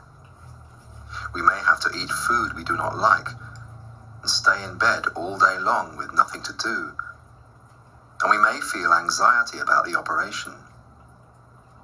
Our doctor may not explain to us exactly what the problem is and whether or not he or she expects us to survive.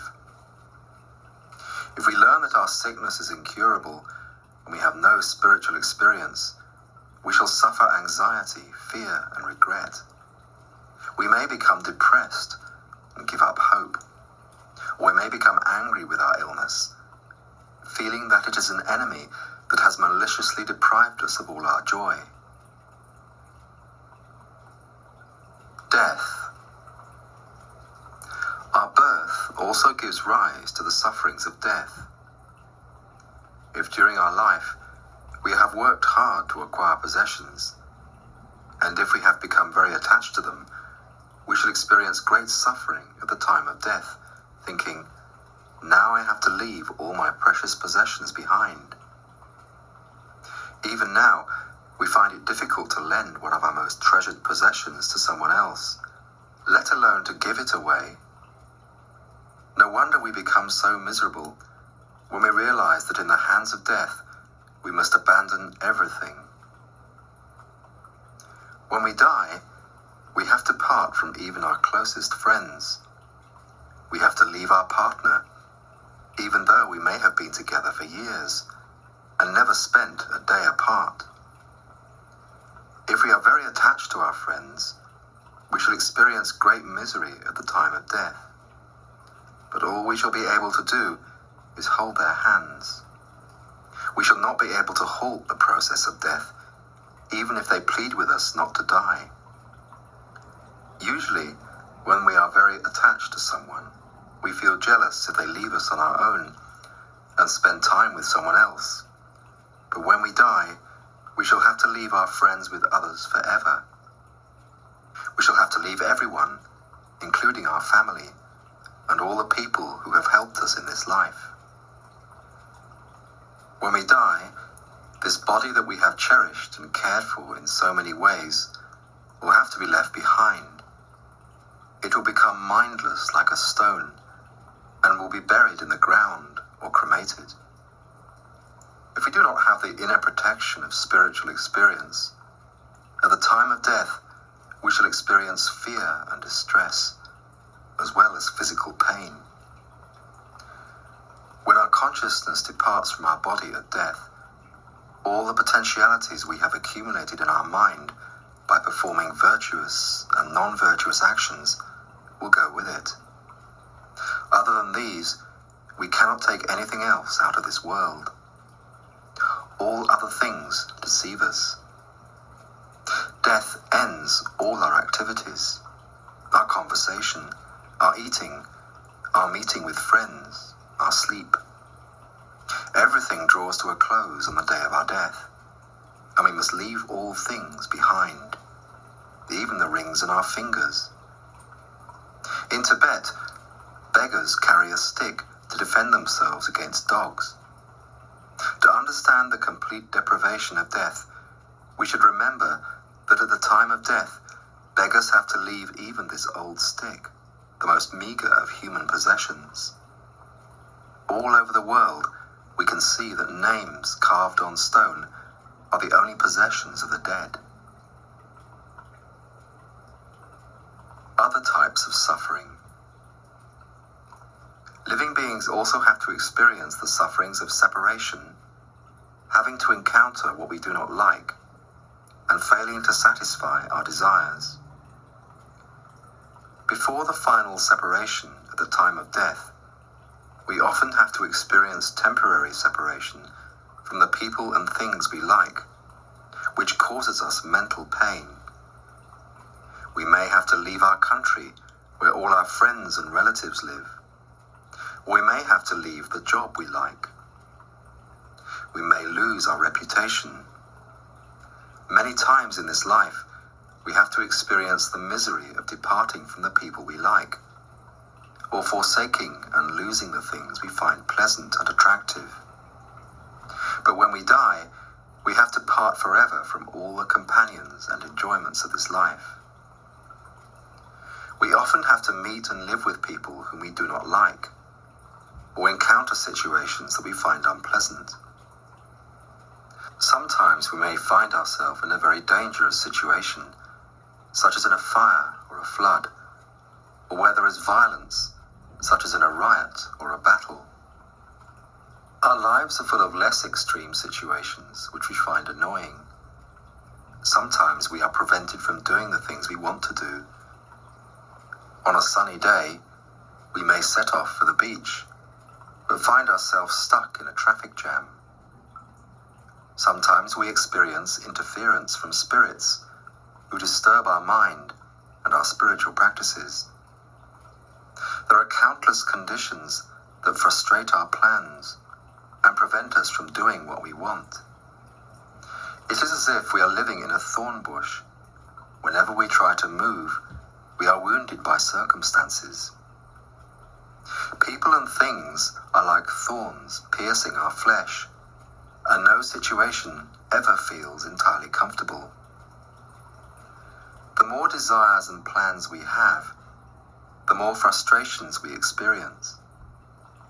The more we want certain situations, the more we find ourselves stuck in situations we do not want. Every desire seems to invite its own obstacle. Undesired situations befall us without our looking for them. In fact, the only things that come effortlessly are the things we do not want. No one wants to die, but death comes effortlessly. No one wants to be sick, but sickness comes effortlessly. If we take rebirth without freedom or control, we have an impure body, and we inhabit an impure environment, and so undesirable things pour in upon us. In samsara, this kind of experience is entirely natural.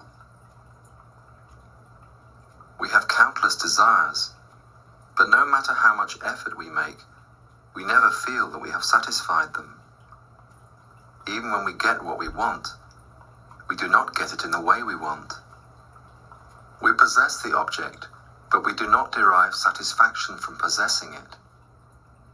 For example, we may dream of becoming wealthy, but if we actually become wealthy, our life is not the way we imagined it would be, and we do not feel that we have fulfilled our desire. This is because our desires do not decrease as our wealth increases. The more wealth we have, the more we desire. The wealth we seek is unfindable because we seek an amount that will satiate our desires, and no amount of wealth can do that. To make things worse, in obtaining the object of our desire, we create new occasions for discontent. With every object we desire, come other objects we do not want. For example, with wealth come taxes, insecurity, and complicated financial affairs. These unwished-for accessories prevent us from ever feeling fully satisfied. Similarly, we may dream of having a holiday in the South Seas. We may actually go there on holiday. But the experience is never quite what we expect. And with our holiday come other things, such as sunburn and great expense. If we examine our desires, we shall see that they are inordinate. We want all the best things in samsara: the best job, the best partner, the best reputation, the best house, the best car, the best holiday. Anything that is not the best leaves us with a feeling of disappointment, still searching for, but not finding what we want.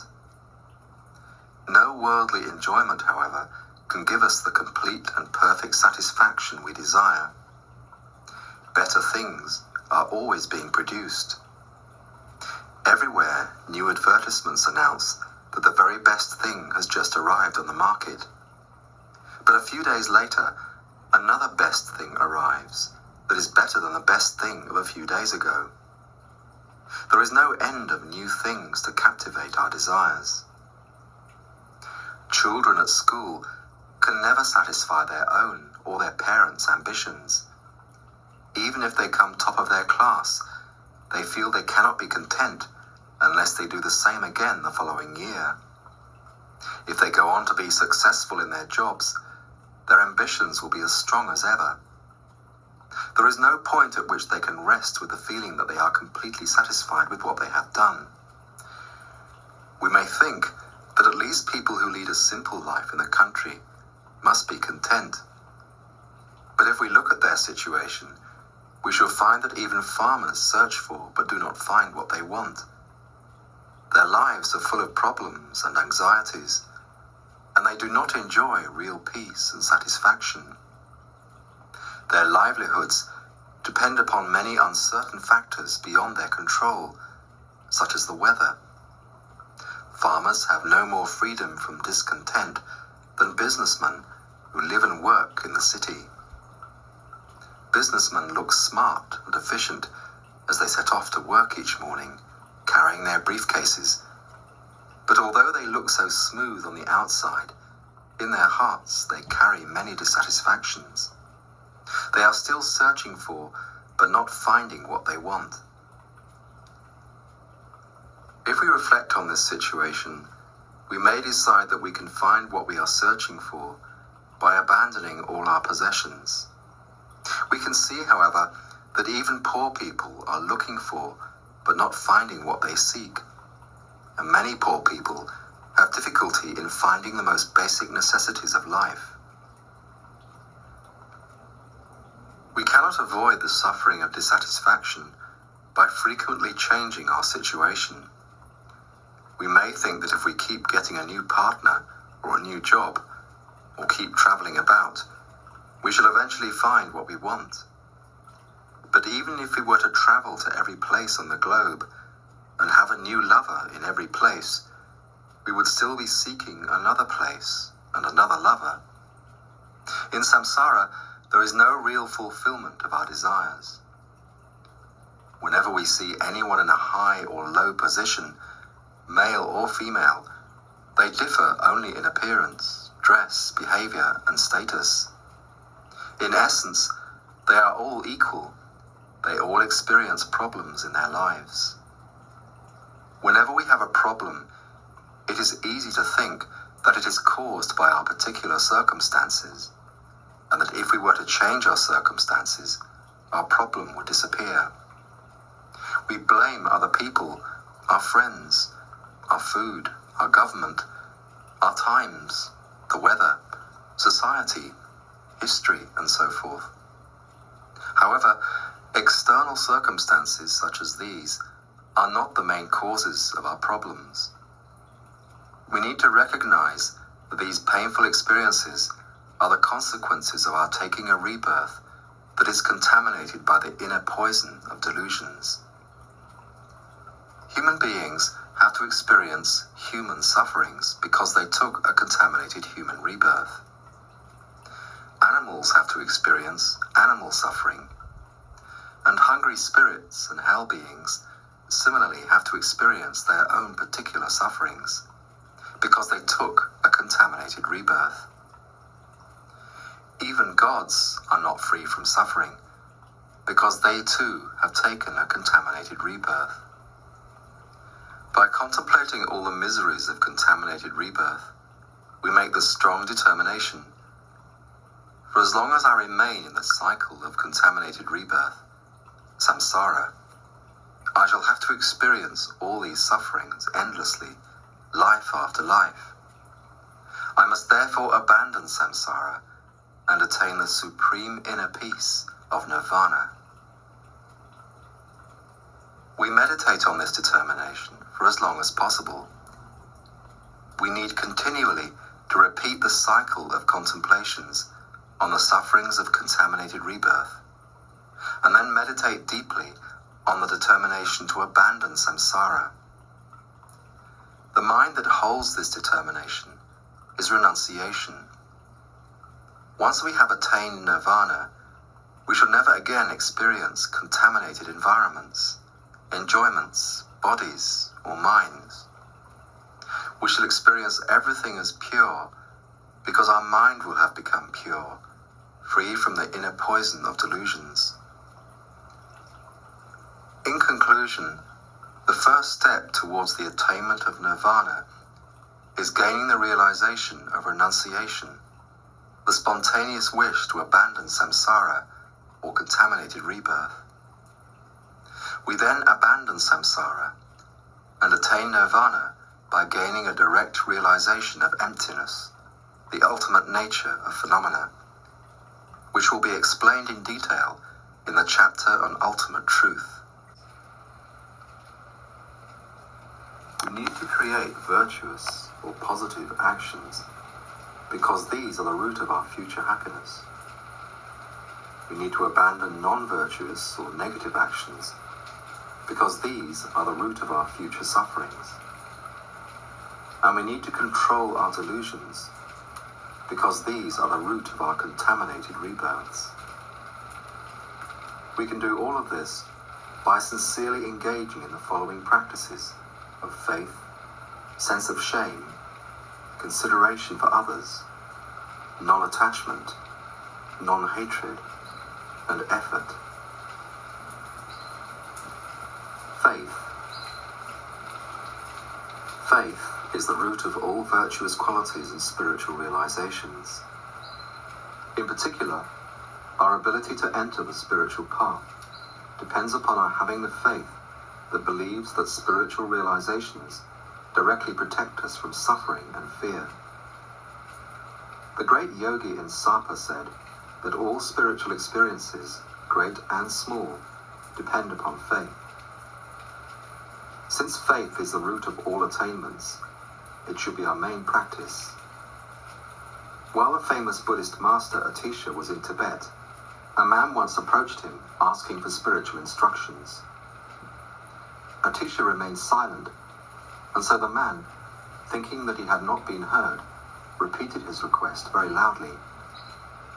Atisha then replied, "I have good hearing, but you need to have faith."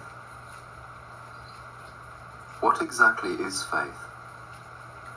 Faith is a naturally virtuous mind that functions mainly to oppose the perception of faults in the object it is focused on.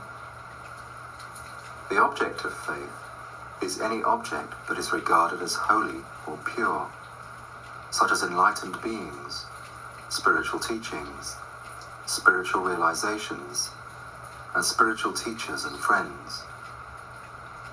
Faith is more than just belief. For instance, We might believe that human beings have been to the moon, but this belief is not faith. For faith views its object as pure and holy. Without faith, everything is mundane. We are blind to anything beyond the ordinary and imperfect world we normally inhabit, and we cannot even imagine that pure, faultless beings, worlds, or states of mind exist. Faith is like pure eyes that enable us to see a pure and perfect world beyond the suffering world of samsara. According to Buddhism, enlightened beings are called Buddhas. Their teachings are called Dharma, and the practitioners who have gained realizations of these teachings are called Sangha. These are known as the three jewels: Buddha jewel, Dharma jewel, and Sangha jewel, and are the objects of faith and refuge. They are called jewels because they are very precious. In dependence upon seeing the fears and sufferings of samsara, and developing strong faith and conviction in the power of Buddha, Dharma, and Sangha to protect us, we make the determination to rely upon the three jewels. This is the simple way of going for refuge to Buddha, Dharma, and Sangha. There are three types of faith: believing faith, admiring faith, and wishing faith. If we believe that our spiritual practice is the very heart of our life, this is an example of believing faith. An example of admiring faith is the faith we have when, by recognizing the good qualities of our spiritual teacher, or the good qualities of his or her teachings, we develop admiration for these, and our mind becomes very clear and free from disturbing negative conceptions. This faith is pure-hearted, and it comes when we develop sincere respect and deep admiration for someone or something that we recognize as being worthy or beneficial. On the basis of believing faith and admiring faith, when we develop the sincere wish to put spiritual teachings into practice, this is wishing faith. Without faith, our mind is like a burnt seed. For just as a burnt seed cannot germinate, so knowledge without faith can never produce spiritual realizations. Faith in spiritual teachings, or Dharma, induces a strong intention to practice them, and this in turn induces effort. With effort, we can accomplish anything. Faith is essential. If we have no faith, even if we master profound teachings and become capable of skillful analysis, our mind will remain untamed because we shall not be putting these teachings into practice. No matter how well we understand spiritual teachings on an intellectual level, if we have no faith, this will never help us to reduce our problems of anger and other delusions. We may even become proud of our knowledge, thereby actually increasing our delusions.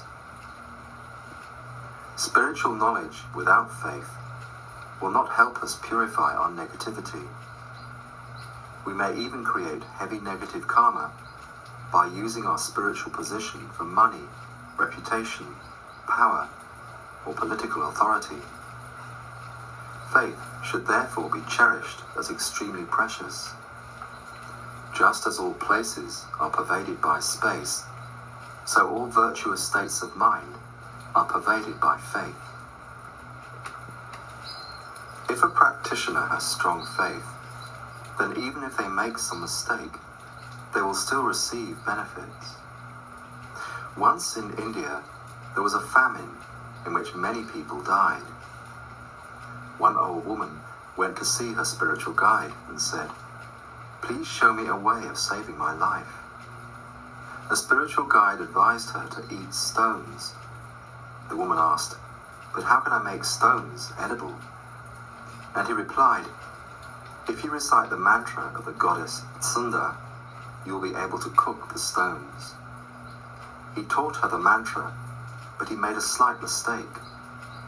He taught Om Bale Bule Bunde Soha instead of Om Sale Zule Zunde Soha. However, the old woman placed great faith in this mantra, and reciting it with concentration, she cooked stones and ate them. This old woman's son was a monk, and he began to worry about his mother, and so he went home to see her. He was astonished to find her plump and well. He said, "Mother, how is it that you are so healthy, when even young people are dying of starvation?" His mother explained that she had been eating stones. Her son asked, "How have you been able to cook stones?" And she told him the mantra that she had been given to recite. Her son quickly spotted the mistake and declared, "Your mantra is wrong. The mantra of the goddess Tsunda is Om Sale Sule Zunde Soha." When she heard this, the old woman was plunged into doubt. She tried reciting both the mantras, but now neither of them would work because her faith was destroyed.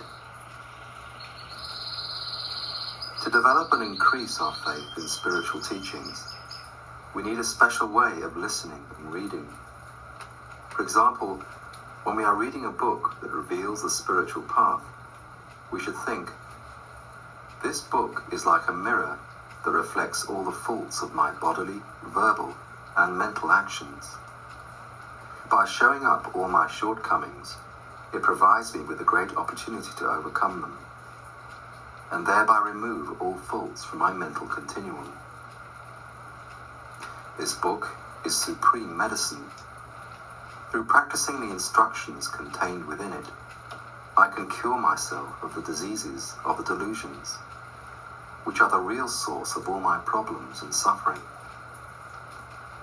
This book is the light that dispels the darkness of my ignorance, the eyes with which I can see the actual path to liberation and enlightenment, and the supreme spiritual guide from whom I can receive the most profound and liberating advice. It does not matter whether the author is famous or not. If a book contains pure spiritual teachings, it is like a mirror, like medicine, like light, and like eyes, and it is a supreme spiritual guide.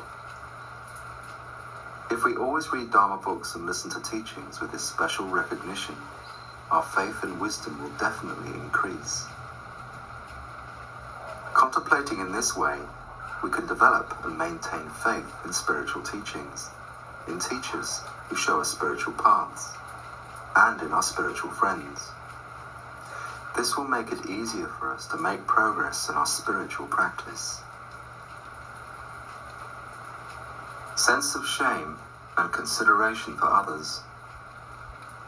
The difference between sense of shame and consideration for others is that with the former, we avoid inappropriate actions for reasons that concern ourselves, whereas with the latter, we avoid inappropriate actions for reasons that concern others.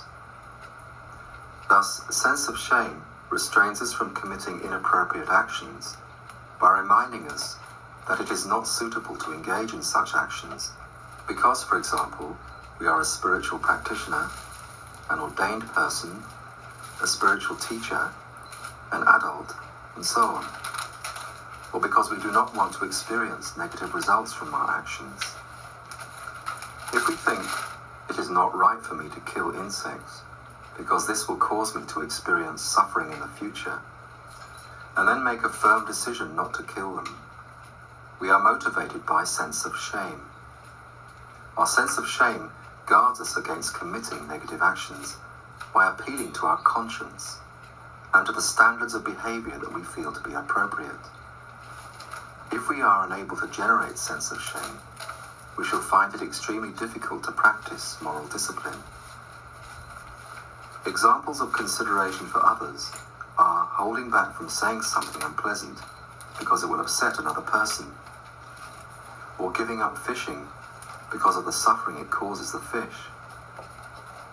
We need to practice consideration whenever we are with other people, by being mindful of how our behavior might disturb or harm them. Our desires are endless, and some of them would cause other people much distress if we acted them out. Therefore, before we act on a wish, we should consider whether it will disturb or harm others, and if we think that it will, we should not do it. If we are concerned for the welfare of others, we shall naturally show them consideration. Consideration for others is important for everyone. If we are considerate, others will like and respect us, and our relationships with our family and friends will be harmonious and long-lasting. Without consideration for others, however, relationships quickly deteriorate. Consideration prevents others from losing faith in us, and is the basis for developing a mind of rejoicing. Whether we are a good person or a bad person depends upon whether or not we have sense of shame and consideration for others. Without these two minds, our daily behavior will soon become negative and cause others to turn away from us. Sense of shame and consideration are like beautiful clothes that cause others to be attracted to us. Without them, we are like a naked person whom everyone tries to avoid. Both sense of shame and consideration for others are characterized by a determination to refrain from engaging in negative and inappropriate actions, and from breaking vows and commitments. This determination is the very essence of moral discipline. We generate and sustain this determination by contemplating the benefits of practicing moral discipline and the dangers of breaking it. In particular, we need to remember that without moral discipline, we have no chance of taking any higher rebirth, let alone of attaining nirvana. Sense of shame and consideration for others are the foundations of moral discipline, which is the basis for gaining spiritual realizations and the main cause of higher rebirth. The great spiritual teacher, Nagarjuna, said that whereas enjoyments come from giving, the happiness of higher rebirth comes from moral discipline. The results of practicing giving can be experienced in a higher realm or a lower realm, depending upon whether or not we practice it in conjunction with moral discipline. If we do not practice moral discipline, our action of giving will ripen in a lower realm. For example, as a result of actions of giving they accumulated in previous lives, some pet dogs have far better conditions than many humans, pampered by their owners, given special food and soft cushions, and treated like a favorite child. Despite these comforts, these poor creatures have nevertheless taken rebirth in a lower life form, with the body and mind of an animal. They have neither the bodily nor the mental basis to continue with their practice of giving, or any other virtuous action. They cannot understand the meaning of the spiritual path, nor transform their minds. Once their previous karma of giving is exhausted, through enjoying such good conditions, since they have had no opportunity to create more virtuous actions, their enjoyments come to an end, and in a future life, they will experience poverty and starvation. This is because they did not practice giving in conjunction with moral discipline, and so did not create the cause for a higher rebirth. Through practicing sense of shame and consideration for others, we can abandon non-virtuous or inappropriate actions, the root of our future sufferings. Non-attachment. Non-attachment in this context is the mind of renunciation, which is the opponent of attachment. Renunciation is not a wish to abandon our family, friends, home, job and so forth, and become like a beggar. Rather, it is a mind that functions to stop attachment to worldly pleasures, and that seeks liberation from contaminated rebirth. We must learn to stop our attachment through the practice of renunciation, or it will be a serious obstacle to our pure spiritual practice. Just as a bird cannot fly if it has stones tied to its legs, so we cannot make progress on the spiritual path if we are tightly tied down by the chains of attachment.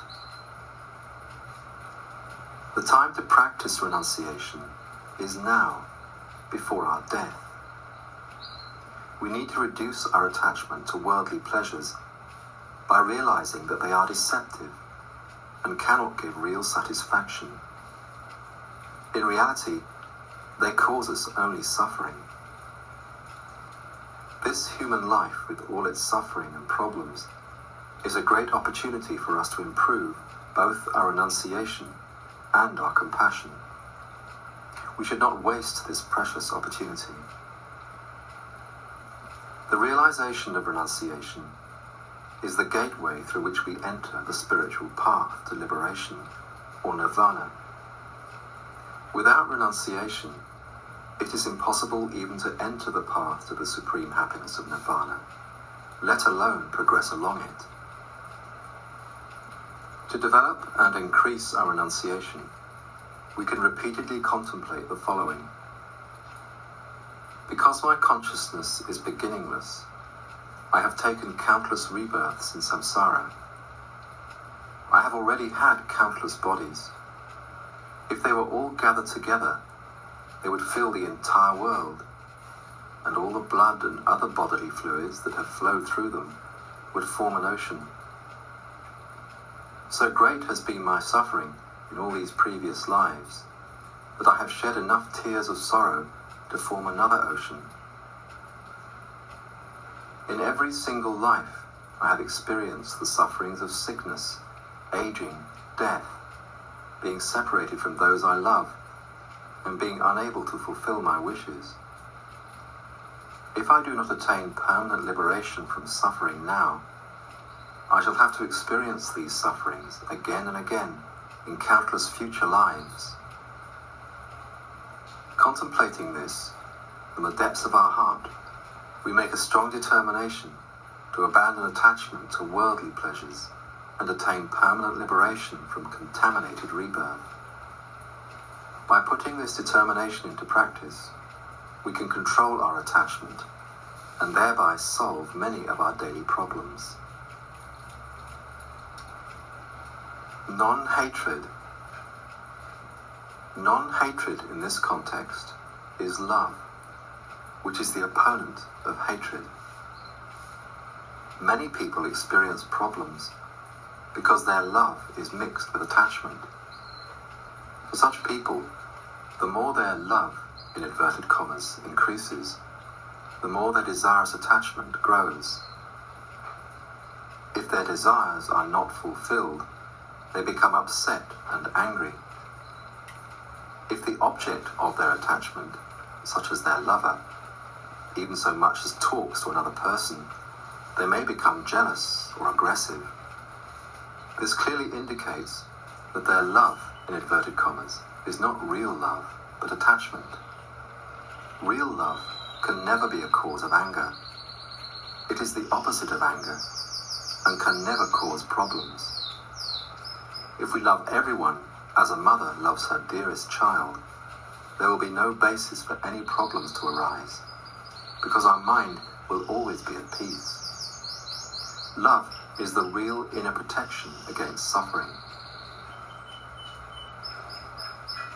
Love is a virtuous mind, motivated by equanimity, to which its object appears as beautiful or pleasant. Equanimity is a balanced mind that prevents us from developing anger and attachment by applying specific opponents. Recognizing anger and attachment to be harmful, like poison, equanimity prevents them from developing and keeps our mind peaceful. When the mind of equanimity is manifest, we are very balanced and calm, because we are free from the disturbing minds of attachment, anger, and other delusions. Developing equanimity is like ploughing a field. clearing our mind of the rocks and weeds of anger and attachment, thereby making it possible for true love to grow. We need to learn to love all living beings. Whenever we meet anyone, we should be happy to see them and try to generate a warm feeling towards them. On the basis of this feeling of affection, we should develop cherishing love, so that we genuinely come to feel that they are precious and important. If we cherish others in this way, it will not be difficult to develop wishing love, wanting to give them happiness. Through learning to love everyone, we can solve all our daily problems of anger and jealousy, and our life will become happy and meaningful. A more detailed explanation of how to develop and increase our love will be given in later chapters. Effort. If we do not apply ourselves to our spiritual practice, no one can grant us liberation from suffering. We are often unrealistic in our expectations. We wish we could accomplish high attainments swiftly without having to apply any effort. And we want to be happy without having to create the cause of happiness. Unwilling to endure even the slightest discomfort, we want all our suffering to cease. And while living in the jaws of the Lord of Death, we wish to remain like a long-lived God. No matter how much we long for these wishes to be fulfilled, they never will be. If we do not apply energy and effort to our spiritual practices, all the hopes we have for happiness will be in vain. Effort in this context is a mind that delights in virtue. Its function is to make our mind happy to engage in virtuous actions. With effort, we delight in actions such as listening to, reading, contemplating, and meditating on spiritual teachings, and engaging in the path to liberation. Through effort, we shall eventually attain the ultimate supreme goal of human life. By applying effort in our meditation, we develop mental suppleness. Even though we may experience problems such as heaviness, tiredness, or other forms of mental or physical discomfort when we first begin to meditate, we should nevertheless patiently persevere and try to become familiar with our practice. Gradually, as our meditation improves, it will induce mental suppleness.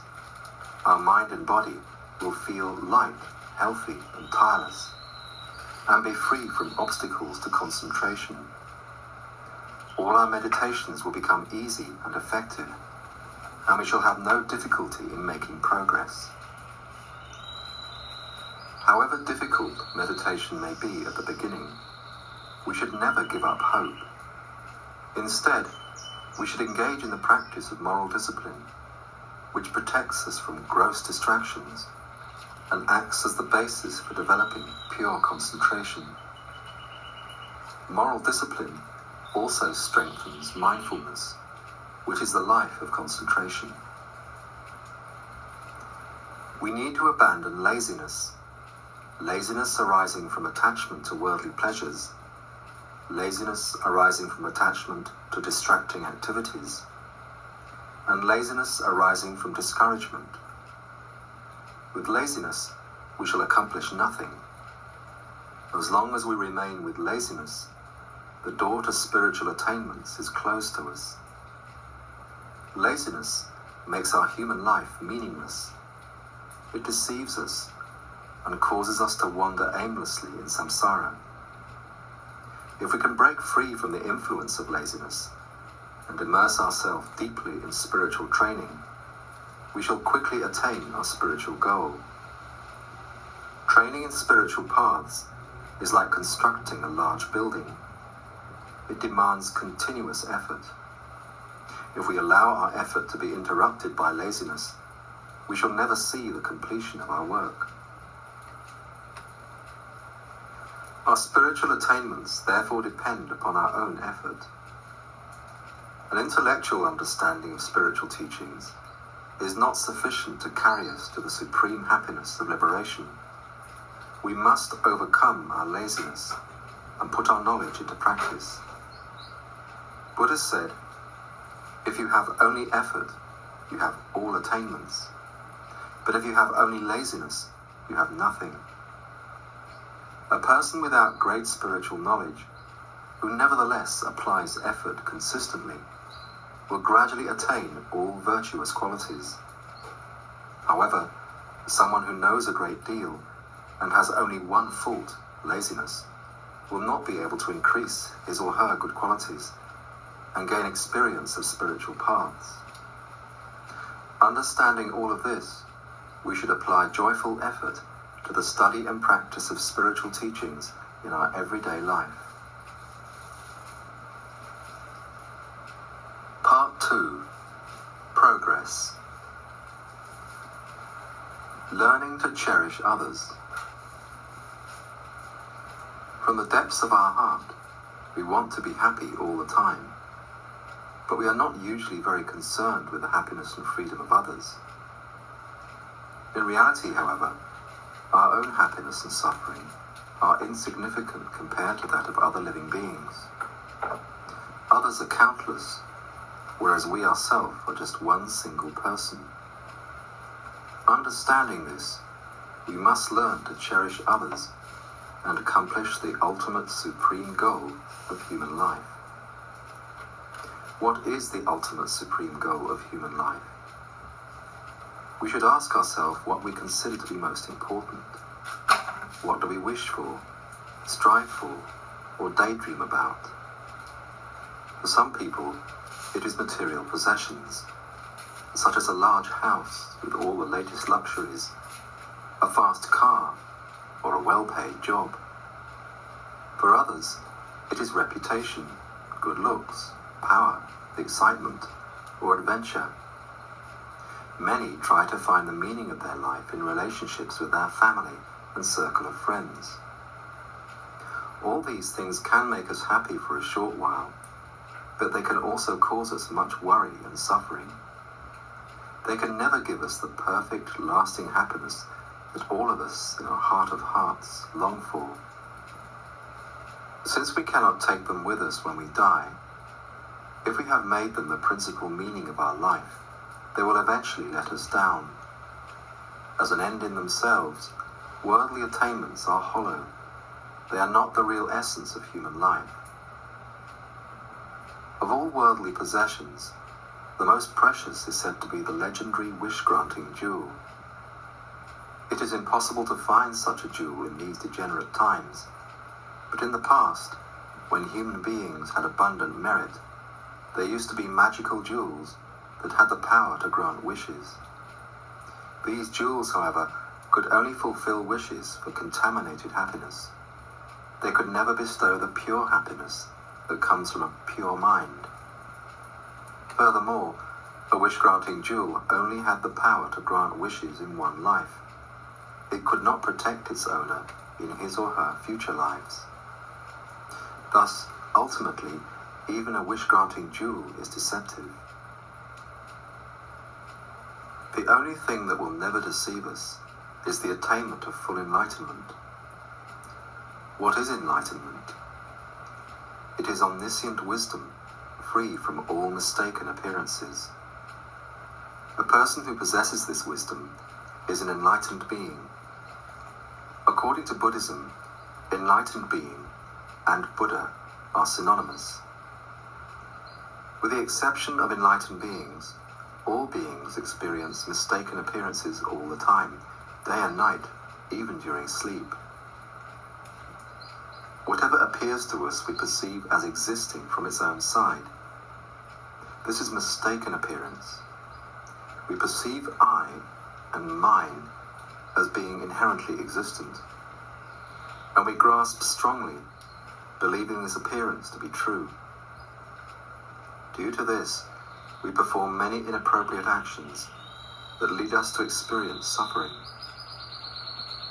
This is the fundamental reason why we experience suffering. Enlightened beings are completely free from mistaken appearances. and the sufferings they produce.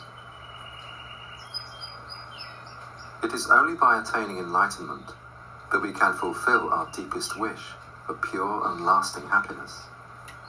For nothing in this impure world has the power to fulfill this wish.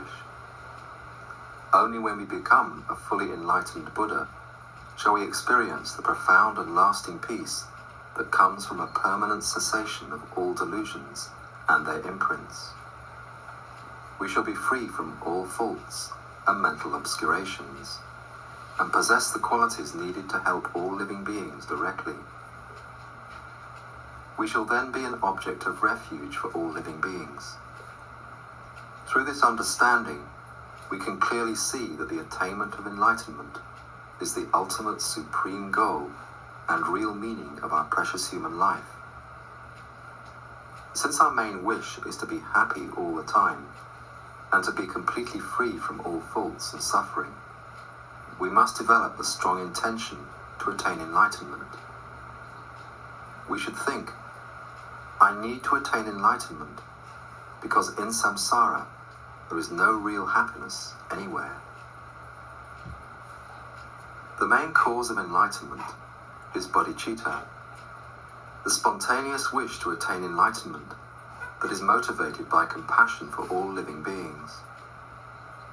A person who possesses this precious mind of bodhicitta is called a bodhisattva. The root of bodhicitta is compassion. Since the development of compassion depends upon cherishing others, the first step to the sublime happiness of enlightenment is learning to cherish others. A mother cherishes her children, and we may cherish our friends to a certain degree, but this cherishing is not impartial and is usually mixed with attachment. We need to develop a pure mind that cherishes all living beings without bias or partiality. Each and every living being has within them the seed or potential to become a fully enlightened being.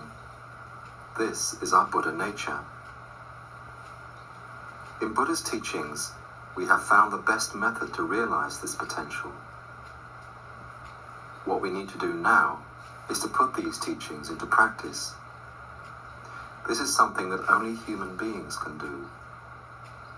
Animals can gather resources, defeat their enemies, and protect their families, but they can neither understand nor engage in the spiritual path. It will be a great shame if we were to use our human life only to achieve what animals can also achieve, and thereby waste this unique opportunity to become a source of benefit for all living beings. We are faced with a choice. Either we can continue to squander our life in pursuing worldly enjoyments that give no real satisfaction and disappear when we die, or we can dedicate our life to realizing our full spiritual potential. If we make great effort to practice the instructions contained within this book, we shall definitely attain enlightenment. But if we make no effort, enlightenment will never happen naturally, no matter how long we wait. To follow the path to enlightenment, there is no need to change our external lifestyle.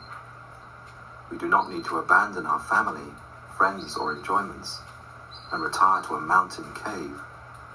All we need to do is change the object of our cherishing. Until now, we have cherished ourselves above all others, and for as long as we continue to do this, our suffering will never end. However, if we learn to cherish all beings more than ourselves, we shall soon enjoy the bliss of enlightenment. The path to enlightenment is really very simple. All we need to do is stop cherishing ourselves and learn to cherish others. All other spiritual realizations will naturally follow from this. Our instinctive view is that we are more important than everyone else, whereas the view of all enlightened beings is that it is others who are more important. Which of these views is more beneficial? In life after life, since beginningless time, We have been slaves to our self-cherishing mind. We have trusted it implicitly and obeyed its every command, believing that the way to solve our problems and find happiness is to put ourselves before everyone else. We have worked so hard and for so long for our own sake, but what do we have to show for it? Have we solved all our problems and found the lasting happiness we desire? No. It is clear that pursuing our own selfish interests has deceived us. After having indulged our self-cherishing for so many lives, now is the time to realize that it simply does not work. Now is the time to switch the object of our cherishing from ourself to all living beings. Countless enlightened beings have discovered that by abandoning self-cherishing and cherishing only others, they came to experience true peace and happiness. If we practice the methods they taught, there is no reason why we should not be able to do the same. We cannot expect to change our mind overnight, but through patiently and consistently practicing the instructions on cherishing others, while at the same time accumulating merit, purifying negativity, and receiving blessings, we can gradually replace our ordinary self-cherishing attitude with a sublime attitude of cherishing all living beings. To achieve this, we do not need to change our lifestyle, but we do need to change our views and intentions. Our ordinary view is that we are the center of the universe, and that other people and things derive their significance principally from the way in which they affect us. Our car, for example, is important simply because it is ours, and our friends are important because they make us happy. Strangers, on the other hand, do not seem so important because they do not directly affect our happiness. And if a stranger's car is damaged or stolen, we are not that concerned. As we shall see in later chapters, this self-centered view of the world is based on ignorance and does not correspond to reality. This view is the source of all our ordinary selfish intentions. It is precisely because we think, I am important, I need this, I deserve that we engage in negative actions, which result in an endless stream of problems for ourselves and others. By practicing these instructions, we can develop a realistic view of the world, based on an understanding of the equality and interdependence of all living beings. Once we view each and every living being as important, we shall naturally develop good intentions towards them. Whereas the mind that cherishes only ourself is the basis for all impure samsaric experience, the mind that cherishes others is the basis for all the good qualities of enlightenment. Cherishing others is not so difficult. All we need to do is to understand why we should cherish others, and then make a firm decision to do so. Through meditating on this decision, we shall develop a deep and powerful feeling of cherishing for all beings. We then carry this special feeling into our daily life. There are two main reasons why we need to cherish all living beings. The first is that they have shown us immense kindness, and the second is that cherishing them has enormous benefits. These will now be explained. The kindness of others. We should contemplate the great kindness of all living beings. We can begin by remembering the kindness of our mother of this life, and then by extension, we can remember the kindness of all other living beings, who, as will be explained shortly, have been our mothers in previous lives. If we cannot appreciate the kindness of our present mother, how shall we ever be able to appreciate the kindness of all our previous mothers? It is very easy to forget our mother's kindness or to take it for granted, and remember only the times when we think she harmed us. So we need to remember in detail how kind our mother has been to us from the very beginning of this life. In the beginning, our mother was kind in offering us a place of rebirth. Before we were conceived in her womb, we wandered about from place to place as a bardo being, a being who is between death and rebirth, with nowhere to rest. We were blown by the winds of our karma, without freedom to choose where we would go, and all our acquaintances were fleeting. We experienced great pain and fear, but from this state we were able to enter the safety of our mother's womb. Although we were an uninvited guest, when she knew that we had entered her womb, our mother let us stay there. If she had wanted to evict us, she could have done so, and we would not have been alive today to enjoy all our present opportunities. We are now able to develop the aspiration to attain the supreme happiness of enlightenment, only because our mother was kind enough to let us stay in her womb. In winter, when it is cold and stormy outside, if someone invites us into their warm home and entertains us well, we consider this person to be extremely kind. How much kinder is our mother, who let us enter her own body and offered us such good hospitality there. When we were in our mother's womb, she protected us carefully, more carefully than she would guard a most precious jewel. In every situation, she thought of our safety. She consulted doctors, exercised, ate special foods, and nurtured us day and night for 9 months. And she was also mindful not to do anything that might damage the development of our physical and mental faculties. Because she looked after us so well, we were born with a normal and healthy body that we can use to accomplish so many good things. At the time of our birth, our mother experienced great pain, but when she saw us, she felt happier than if someone had presented her with a superb treasure. Even during the agony of childbirth, our welfare was foremost in her mind. When we were newly born, although we looked more like a frog than a human being, our mother loved us dearly. We were completely helpless, even more helpless than a newborn foal, who can at least stand up and feed as soon as it is born. We were as if blind, unable to identify our parents, and we could not understand anything. If someone had been preparing to kill us, we would not have known. We had no idea what we were doing. We could not even tell when we were urinating. Who cared for and protected this scarcely human thing? It was our mother.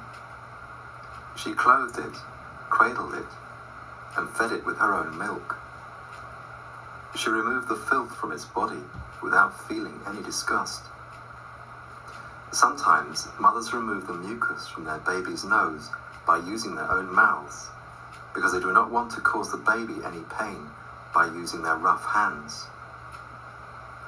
Even when our mother had problems, she always showed us a loving expression and called us sweet names. While we were small, our mother was constantly watchful. If she had forgotten us even for a short time, we might have met our death or been disabled for life. Each day of our early childhood, our mother rescued us from many disasters, and she always considered things from the point of view of our own safety and well-being. In the winter, she would make sure that we were warm and had good clothing, even when she herself was cold. She always selected the best things for us to eat, taking the worst for herself, and she would rather have been sick herself than see us sick. She would rather have died herself than see us die.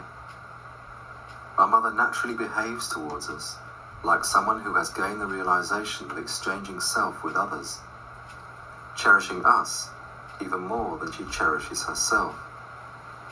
She is able to put our welfare before her own, and she does so perfectly and spontaneously.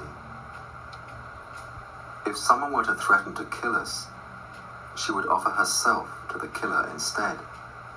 She has such compassion for us.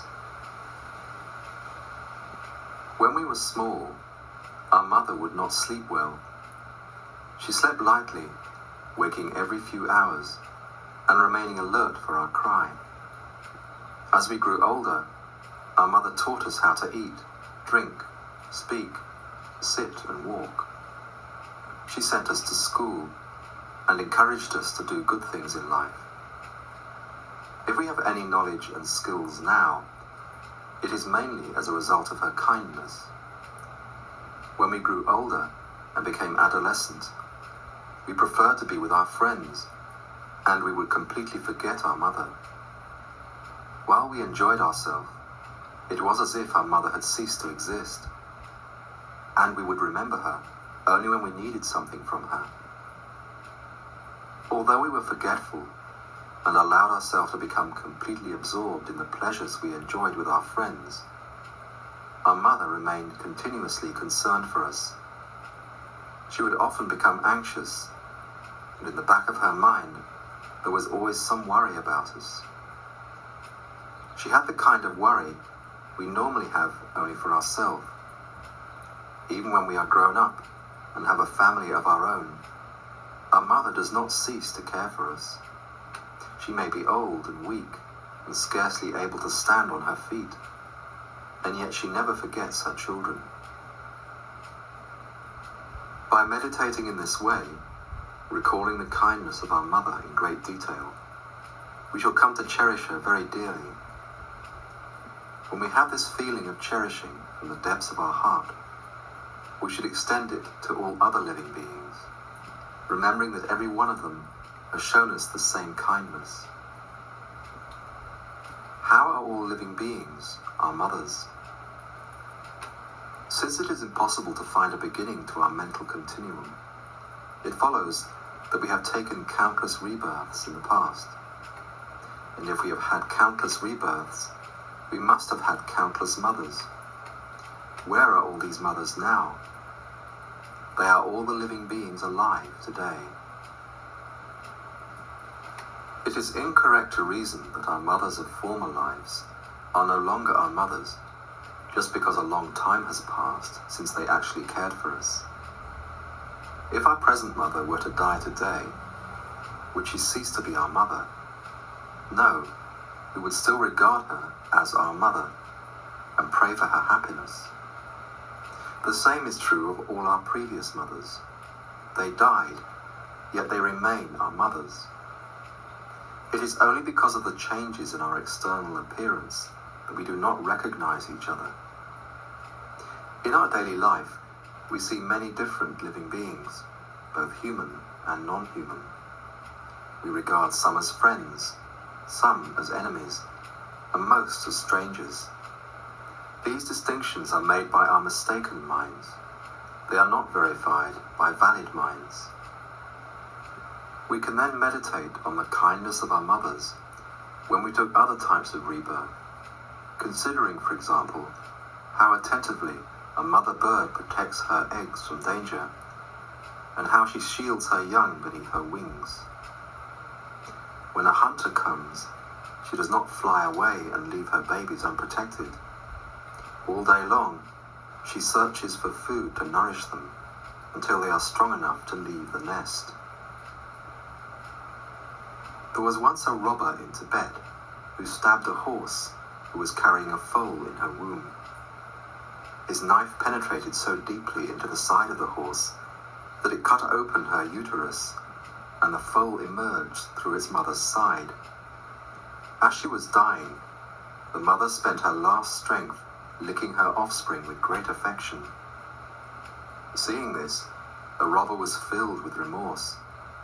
He was amazed to see how, even in the pains of death, this mother had such compassion for her foal, and how her only concern was for its welfare. He then ceased his non-virtuous way of life and began to follow spiritual paths purely. Every single living being has shown us the same selfless concern, the perfect kindness of a mother. Moreover, even if we do not consider other living beings as our mother, still, they have shown us tremendous kindness. Our body, for example, is the result of the kindness not only of our parents, but of countless beings who have provided it with food, shelter, and so forth. It is because we have this present body with human faculties that we are able to enjoy all the pleasures and opportunities of human life. Even simple pleasures, such as going for a walk or watching a beautiful sunset, can be seen to be a result of the kindness of innumerable living beings.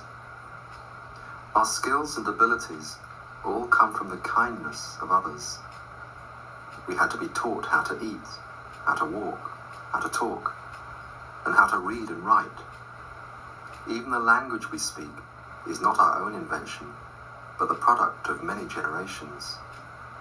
Without it, we could not communicate with others, nor share their ideas.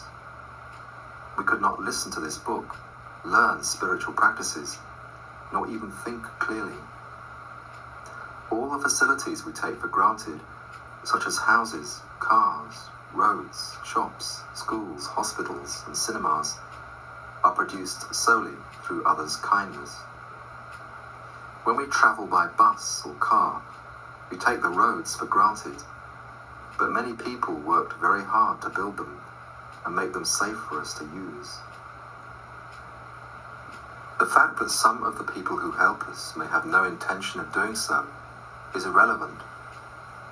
We receive benefit from their actions, so from our point of view, this is a kindness. Rather than focusing on their motivation, which in any case we do not know, we should focus on the practical benefit we receive. Everyone who contributes in any way towards our happiness and well-being is deserving of our gratitude and respect. If we had to give back everything that others have given us, we would have nothing left at all. We might argue that we are not given things freely, but have to work for them. When we go shopping, we have to pay, and when we eat in a restaurant, we have to pay. We may have the use of a car, but we had to buy the car, and now we have to pay for petrol, tax, and insurance. No one gives us anything for free, but from where do we get this money? It is true that generally we have to work for our money, but it is others who employ us or buy our goods, and so indirectly it is they who provide us with money. Moreover, the reason we are able to do a particular job is that we have received the necessary training or education from other people. Wherever we look, we find only the kindness of others. We are all interconnected in a web of kindness, from which it is impossible to separate ourselves. Everything we have and everything we enjoy, including our very life, is due to the kindness of others. In fact, every happiness there is in the world arises as a result of others' kindness. Our spiritual development and the pure happiness of full enlightenment also depend upon the kindness of living beings. Our opportunity to read, contemplate, and meditate on spiritual teachings depends entirely upon the kindness of others. Moreover, as explained later, without living beings to give to test our patience, or to develop compassion for, we could never develop the virtuous qualities needed to attain enlightenment. In short, we need others for our physical, emotional, and spiritual well-being. Without others, we are nothing. Our sense that we are an island, an independent, self-sufficient individual, bears no relation to reality. It is closer to the truth to picture ourselves as a cell in the vast body of life, distinct yet intimately bound up with all living beings. We cannot exist without others, and they in turn are affected by everything we do. The idea that it is possible to secure our own welfare whilst neglecting that of others, or even at the expense of others, is completely unrealistic. Contemplating the innumerable ways in which others help us, we should make a firm decision. I must cherish all living beings because they are so kind to me. Based on this determination, we develop a feeling of cherishing, a sense that all living beings are important and that their happiness matters.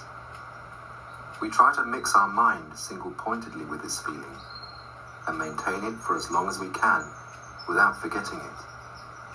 When we arise from meditation, we try to maintain this mind of love so that whenever we meet or remember someone, we naturally think, this person is important. This person's happiness matters. In this way, we can make cherishing living beings our main practice.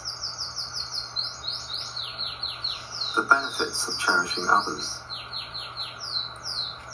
Another reason for cherishing others is that it is the best method to solve our own and others' problems. Problems, worry, pain, and unhappiness are types of mind. They are feelings and do not exist outside the mind. If we cherish everyone we meet or think about, there will be no basis for developing jealousy, anger, or other harmful thoughts, and our mind will be at peace all the time. Jealousy, for example, is a state of mind that cannot bear another's good fortune. But if we cherish someone, how can his or her good fortune disturb our mind? How can we wish to harm others if we regard everyone's happiness to be of paramount importance? By genuinely cherishing all living beings, we shall always act with loving kindness in a friendly and considerate way, and they will return our kindness. Others will not act unpleasantly towards us, and there will be no basis for conflict or disputes. People will come to like us, and our relationships will be more stable and satisfying. Cherishing others also protects us from the problems caused by desirous attachment. We often become strongly attached to another person whom we feel will help us to overcome our loneliness by providing the comfort, security, or excitement we crave. However, if we have a loving mind towards everyone, we do not feel lonely. Instead of clinging on to others to fulfill our desires, we shall want to help them fulfill their needs and wishes. Cherishing all living beings solves all our problems, because all our problems come from our mind of self-cherishing. For example, at the moment, if our partner left us for someone else, we would probably feel very upset. But if we truly cherished them, we would want them to be happy, and we would rejoice in their happiness. There will be no basis for us to feel jealous or depressed, so although we might find the situation challenging, it would not be a problem for us. Cherishing others is the supreme protection from suffering and problems, and enables us to remain calm and peaceful all the time. Cherishing our neighbours and the people in our local area will naturally lead to harmony in the community and society at large, and this will make everyone happier. We may not be a well-known or powerful figure, but if we sincerely cherish everyone we meet, we can make a profound contribution to our community. This is true even for those who deny the value of religion. There are some people who do not believe in past or future lives, or in holy beings, but who nevertheless try to give up self-concern and work for the benefit of others. This is a very positive attitude that will lead to good results. If a school teacher cherishes his or her students and is free from self-concern, They will respect him and learn not only the subject he teaches, but also the kind and admirable qualities he demonstrates. Such a teacher will naturally influence those around him in a positive way, and his presence will transform the whole school. It is said that there exists a magic crystal that has the power to purify any liquid in which it is placed. Those who cherish all living beings are like this crystal. By their very presence, they remove negativity from the world and give back love and kindness. Even if someone is clever and powerful, if he does not love others, sooner or later he will encounter problems and find it difficult to fulfill his wishes. If the ruler of a country does not cherish his or her people, but is concerned only with his own interests, he will be criticized and mistrusted, and eventually lose his position. If a spiritual teacher does not cherish and have a good relationship with his or her students, then he cannot help them, and the students will not gain any realizations. If an employer is concerned only with his own interests and does not look after the welfare of his employees, the employees will be unhappy. They will probably work inefficiently and will certainly not be enthusiastic about fulfilling their employer's wishes.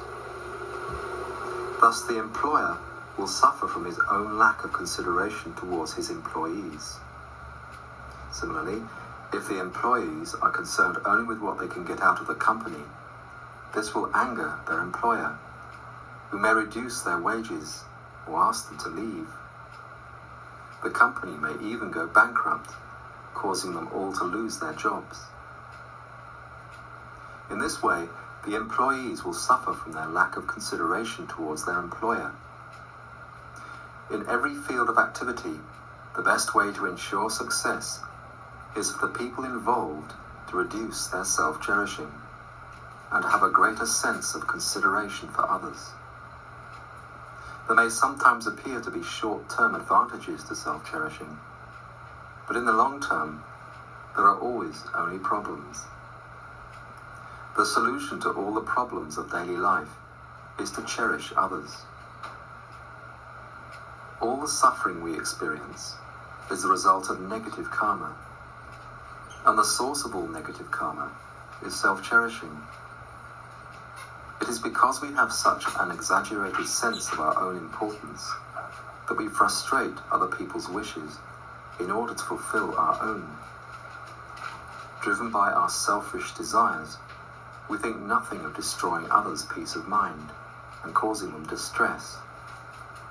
Such actions only sow the seeds for future suffering. If we sincerely cherish others, we shall have no wish to hurt them, and shall stop engaging in destructive and harmful actions. We shall naturally observe pure moral discipline, and refrain from killing or being cruel to other living beings, stealing from them, or interfering with their relationships. As a result, we shall not have to experience the unpleasant effects of these negative actions in the future. In this way, cherishing others protects us from all future problems caused by negative karma. By cherishing others, we continuously accumulate merit. And merit is the main cause of success in all our activities. If we cherish all living beings, we shall naturally perform many virtuous and helpful actions. Gradually, all our actions of body, speech, and mind will become pure and beneficial, and we shall become a source of happiness and inspiration for everyone we meet. We shall discover through our own experience that this precious mind of love is the real wish-granting jewel, for it fulfills the pure wishes of both ourselves and all living beings. The mind that cherishes others is extremely precious. Keeping such a good heart will result only in happiness for ourselves and all those around us. This good heart is the very essence of the Bodhisattva path, and the main cause of great compassion, the wish to protect all living beings from fear and suffering.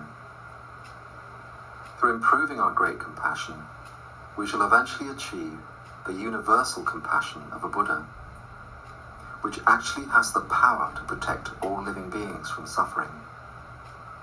In this way, cherishing others leads us to the ultimate supreme goal of human life.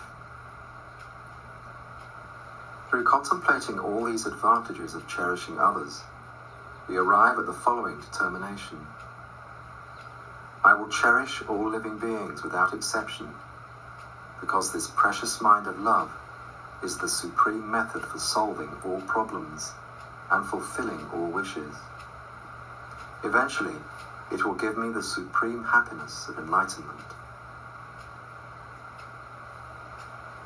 We meditate on this determination single-pointedly for as long as possible, and develop a strong feeling of cherishing each and every living being. When we arise from meditation, we try to maintain this feeling and put our resolution into practice. Whenever we are with other people, we should be continuously mindful that their happiness and wishes are at least as important as our own. Of course, we cannot cherish all living beings right away, but by training our mind in this attitude, beginning with our family and friends, we can gradually extend the scope of our love until it embraces all living beings. When in this way we sincerely cherish all living beings, we are no longer an ordinary person, but have become a great being, like a bodhisattva. How to enhance cherishing love? The way to deepen our love for others is to familiarize ourselves with the practice of cherishing others. To strengthen our determination to cherish all living beings, we need to receive further instructions on enhancing cherishing love. We all have someone whom we regard as especially precious, such as our child, our partner, or our mother. This person seems to be imbued with unique qualities that make him or her stand out from others. We treasure and want to take special care of this person. We need to learn to regard all living beings in a similar way, recognizing each and every one as special and uniquely valuable. Although we already cherish our family and close friends, we do not love strangers, and we certainly do not love our enemies. For us, the vast majority of living beings are of no particular significance.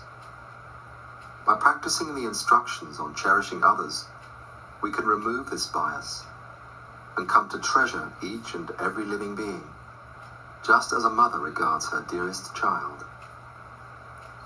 The more we can deepen and enhance our love in this way, the stronger our compassion and bodhicitta will become, and the quicker we shall attain enlightenment. Recognizing our faults in the mirror of Dharma. One of the main functions of Buddha's teachings, or Dharma, is to serve as a mirror in which we can see our own faults. For example, when anger arises in our mind, instead of making excuses, we need to say to ourselves, this anger is the inner poison of delusion. It has no value or justification. Its only function is to harm. I will not tolerate its presence in my mind. We can also use the mirror of Dharma to distinguish between desirous attachment and love. These two are easily confused, but it is vital to discriminate between them. For love will bring us only happiness, whereas the mind of attachment will bring us only suffering and bind us ever more tightly to samsara. The moment we notice attachment arising in our mind, we should be on our guard. No matter how pleasant it may seem to follow our attachment, it is like licking honey off a razor's edge, and in the long run, invariably leads to more suffering. The main reason we do not cherish all living beings is that we are so preoccupied with ourself, and this leaves very little room in our mind to appreciate others. If we wish to cherish others sincerely, we have to reduce our obsessive self-concern. Why is it that we regard ourselves as so precious, but not others? It is because we are so familiar with self-cherishing. Since beginningless time, we have grasped at a truly existent I. This grasping at I automatically gives rise to self-cherishing, which instinctively feels I am more important than others.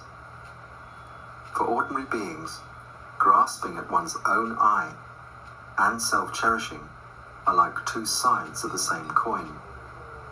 I grasping grasps at a truly existent I, whereas self-cherishing feels this I to be precious and cherishes it. The fundamental reason for this is our constant familiarity with our self-cherishing, day and night, even during our sleep. Since we regard our self or I as so very precious and important, we exaggerate our own good qualities and develop an inflated view of ourself. Almost anything can serve as a basis for this arrogant mind, such as our looks, possessions, knowledge, experiences, or status. If we make a witty remark, we think, "I'm so clever." Or if we have traveled around the world, we feel that this automatically makes us a fascinating person. We can even develop pride on the basis of things we ought to be ashamed of, such as our ability to deceive others, or on qualities that we merely imagine we possess. On the other hand, we find it very hard to accept our mistakes and shortcomings. We spend so much time contemplating our real or imagined good qualities that we become oblivious to our faults.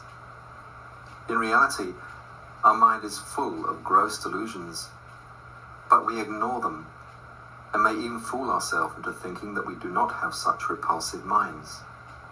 This is like pretending that there is no dirt in our house after sweeping it under the carpet. It is often so painful to admit that we have faults that we make all manner of excuses rather than alter our exalted view of ourselves. One of the most common ways of not facing up to our faults is to blame others. For instance, if we have a difficult relationship with someone, we naturally conclude that it is entirely their fault. We are unable to accept that it is at least partly ours. Instead of taking responsibility for our actions and making an effort to change our behavior, we argue with them and insist that it is they who must change. An exaggerated sense of our own importance thus leads to a critical attitude towards other people and makes it almost impossible to avoid conflict. The fact that we are oblivious to our faults does not prevent other people from noticing them and pointing them out. But when they do, we feel that they are being unfair. Instead of looking honestly at our own behavior to see whether or not the criticism is justified, our self-cherishing mind becomes defensive and retaliates by finding faults with them.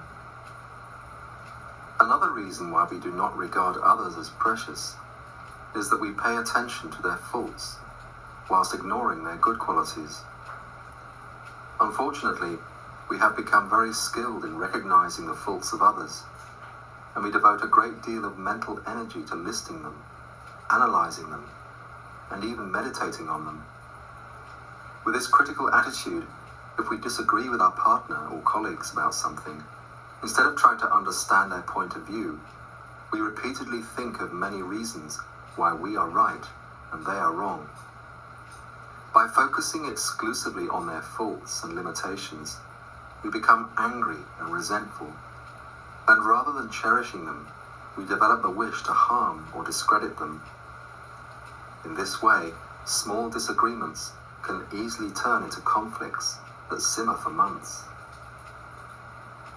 Nothing good ever comes from dwelling on our own qualities and others' faults. All that happens is that we develop a highly distorted, self-important view of ourselves and an arrogant, disrespectful attitude towards others. As the Buddhist master Shantideva says in Guide to the Bodhisattva's Way of Life, those who regard themselves as high and others as low will be reborn in the lower realms. If they are later reborn as human beings, they will be servants or of a low class. As a result of regarding ourselves as superior and others as inferior, we perform many negative actions that will later ripen as rebirth in the lower realms. Due to this haughty attitude, even when we finally take rebirth again as a human being, we shall be of a low social status, living like a servant or slave. Out of pride, we may regard ourselves as highly intelligent, but in reality, our pride makes us foolish and fills our mind with negativity. There is no value in viewing ourselves as more important than others and thinking only of our own qualities. It neither increases our qualities nor reduces our faults, and it does not cause others to share our exalted opinion of ourselves. If instead we focus on the good qualities of others, our deluded pride will decrease, and we shall come to regard them as more important and precious than ourselves. As a result, our love and compassion will increase, and we shall naturally engage in virtuous actions. Due to this, we shall be reborn in the higher realms as a human or God, and we shall gain the respect and friendship of many people. Only good can come from contemplating the good qualities of others. Therefore, whereas ordinary beings look for faults in others, bodhisattvas look solely for good qualities. In Advice from a Teacher's Heart, it says, "Do not look for faults in others, but look for faults in yourself and purge them like bad blood. Do not contemplate your own good qualities, but contemplate the good qualities of others, and respect everyone as a servant would." We need to think about our own faults, because if we are not aware of them, we shall not be motivated to overcome them. It was through constantly examining their minds for faults and imperfections, and then applying great effort to abandon them, that those who are now enlightened were able to release their minds from delusions, the source of all faults. Buddha said that those who understand their own faults are wise, whereas those who are unaware of their own faults, yet look for faults in others, are fools. Contemplating our own qualities and others' faults serves only to increase our self-cherishing and diminish our love for others. And yet all enlightened beings agree that self-cherishing is the root of all faults, and cherishing others is the source of all happiness. The only people who disagree with this view are those who are still in samsara.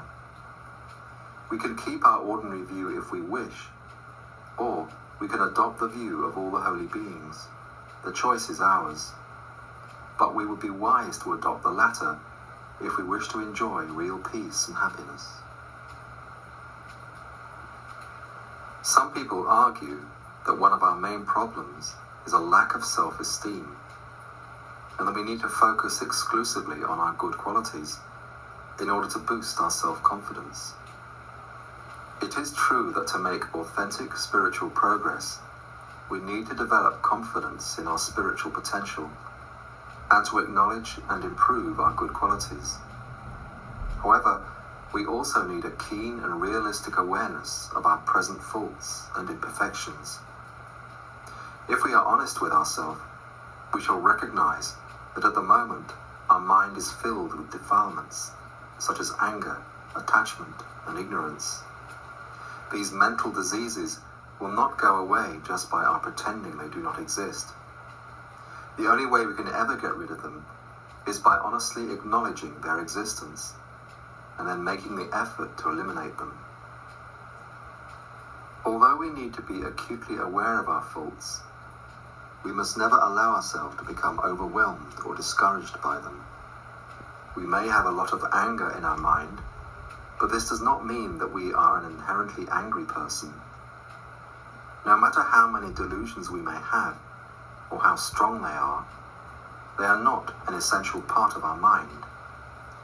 They are defilements that temporarily pollute our mind, but do not sully its pure essential nature.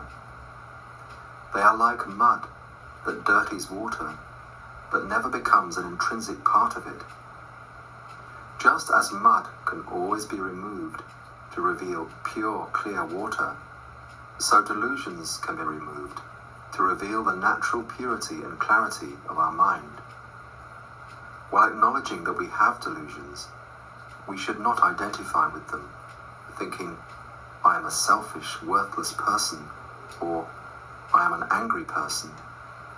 Instead, we should identify with our pure potential and develop the wisdom and courage to overcome our delusions. When we look at external things, we can usually distinguish those that are useful and valuable from those that are not. We must learn to look at our mind in the same way. Although the nature of our root mind is pure and clear, many conceptual thoughts arise from it, like bubbles arising within an ocean, or rays of light arising from a single flame.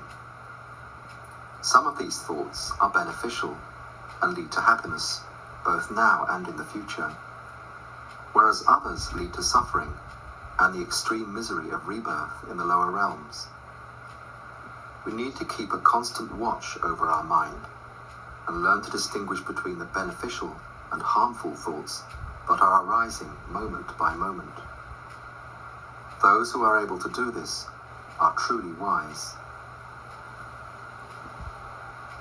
Once, an evil man who had killed thousands of people met a bodhisattva called King Chandra, who helped him by teaching him Dharma and showing him the error of his ways.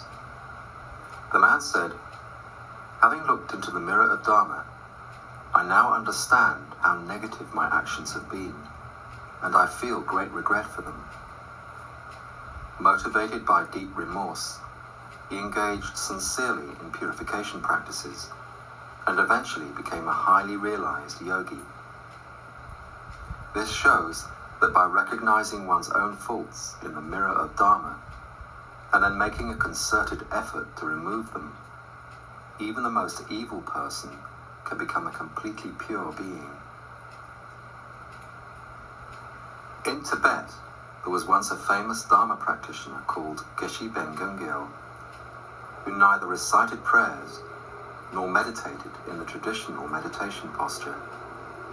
His sole practice was to observe his mind very attentively and counter delusions as soon as they arose.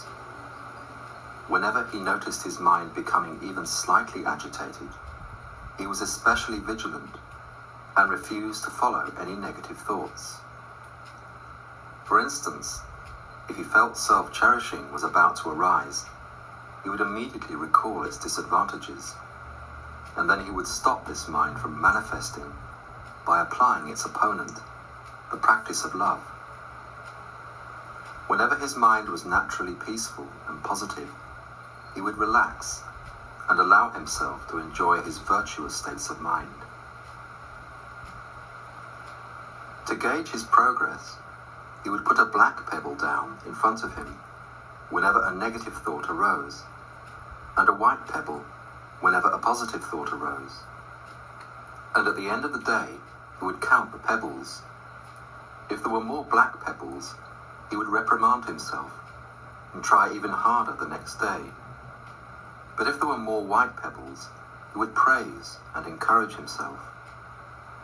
At the beginning, the black pebbles greatly outnumbered the white ones, but over the years, his mind improved until he reached the point when entire days went by without any black pebbles.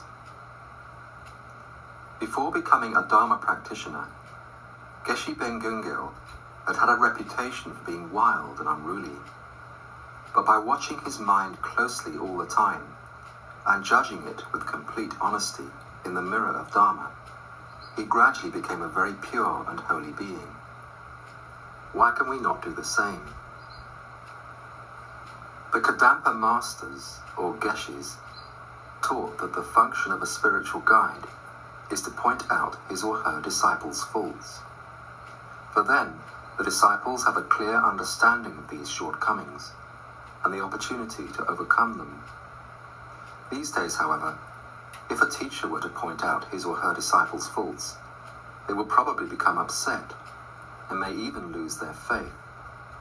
And so the teacher usually has to adopt a gentler approach. However, even though our spiritual guide may tactfully be refraining from directly pointing out our faults, we still need to become aware of them by examining our mind in the mirror of his or her teachings. By relating our spiritual guide's teachings on karma and delusions to our own situation, we shall be able to understand what we need to abandon and what we need to practice. A sick person cannot be cured of his illness just by reading the instructions on a bottle of medicine, but he can be cured by actually taking the medicine. Similarly, Buddha gave Dharma instructions as supreme medicine to cure the inner disease of our delusions. But we cannot cure this disease just by reading or studying Dharma books. We can only solve our daily problems by taking Dharma into our heart and practicing it sincerely. Viewing all living beings as supreme.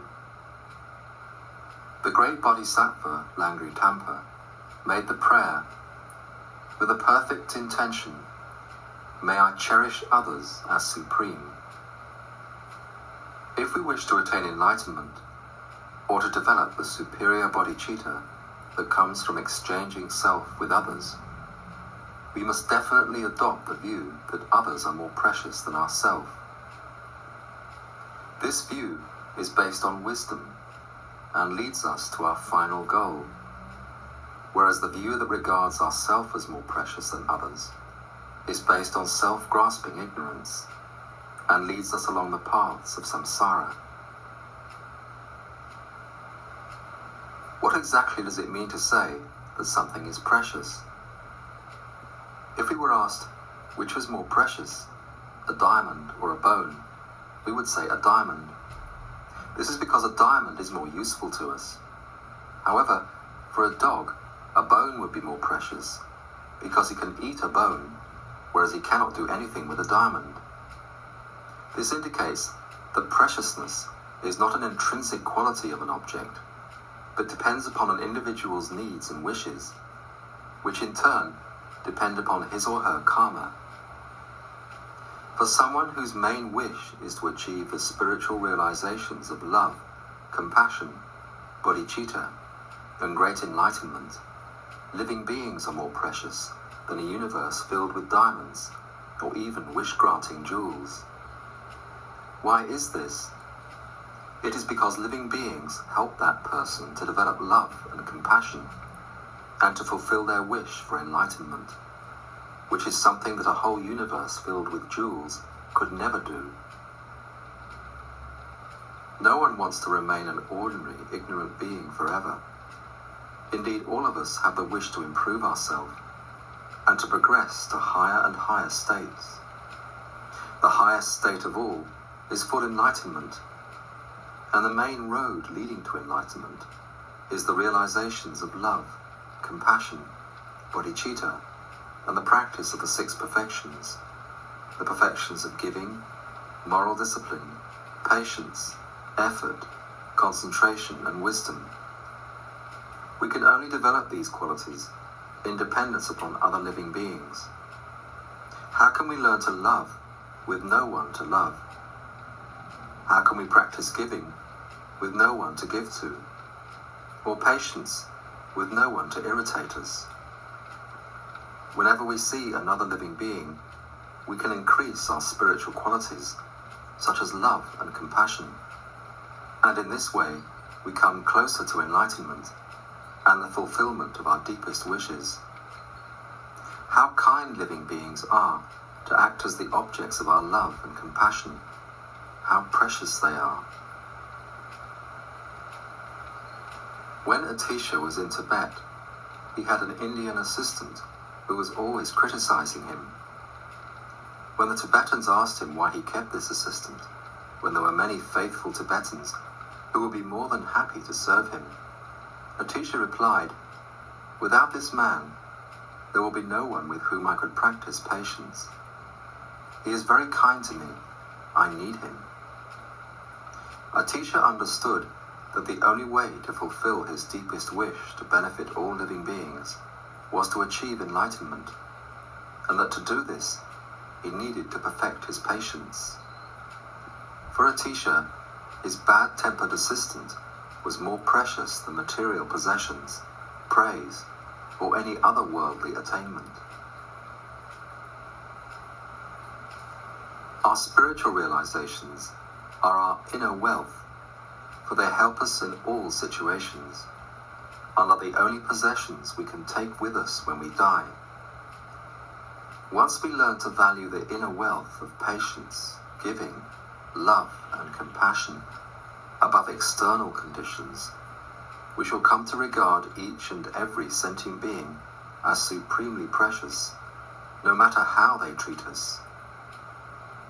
This will make it very easy for us to cherish them. In our meditation session, we contemplate the reasons just given until we reach the following conclusion. Sentient beings are extremely precious because without them, I cannot gather the inner wealth of spiritual realizations that will eventually bring me the ultimate happiness of full enlightenment. Since without this inner wealth, I shall have to remain in samsara forever, I will always regard sentient beings as supremely important. We meditate on this determination single-pointedly for as long as possible. When we arise from meditation, we try to maintain this determination all the time, recognizing how much we need each and every sentient being for our spiritual practice. By maintaining this recognition, our inner problems of anger, attachment, jealousy, and so forth will subside, and we shall naturally come to cherish others. In particular, whenever people interfere with our wishes or criticize us, we should remember that we need these people in order to develop the spiritual realizations that are the true meaning of our human life. If everyone treated us with the kindness and respect our self-cherishing feels we deserve, this would only reinforce our delusions and deplete our merit. Imagine what we would be like if we always got what we wanted. We would be just like a spoilt child who feels that the world revolves around him and who is unpopular with everyone. In fact, we all need someone like Atisha's assistant, for such people give us the opportunity to destroy our self-cherishing and train our mind, thereby making our life truly meaningful. Since the reasoning just given is the exact opposite to our normal way of thinking, we need to contemplate it very carefully until we are convinced that each and every sentient being is indeed more precious than any external attainment. In reality, Buddhas and sentient beings are equally precious. Buddhas, because they reveal the path to enlightenment, and sentient beings, because they act as the objects of the virtuous minds that we need in order to attain enlightenment. Because their kindness in enabling us to attain our supreme goal, enlightenment, is equal, we should regard Buddhas and sentient beings as equally important and precious. As Shantideva says in Guide to the Bodhisattva's Way of Life, the supreme goal of enlightenment is attained in equal dependence upon sentient beings and Buddhas. So why do we not respect sentient beings in the same way that we respect Buddhas? Living beings have no faults. We might object that while it is true that we depend upon sentient beings as the objects of our patience, compassion, and so forth, it is nevertheless impossible to see them as precious when they have so many faults. How can we regard as precious someone whose mind is pervaded by attachment, anger, and ignorance? The answer to this objection is quite profound. Although sentient beings' minds are filled with delusions, sentient beings themselves are not faulty.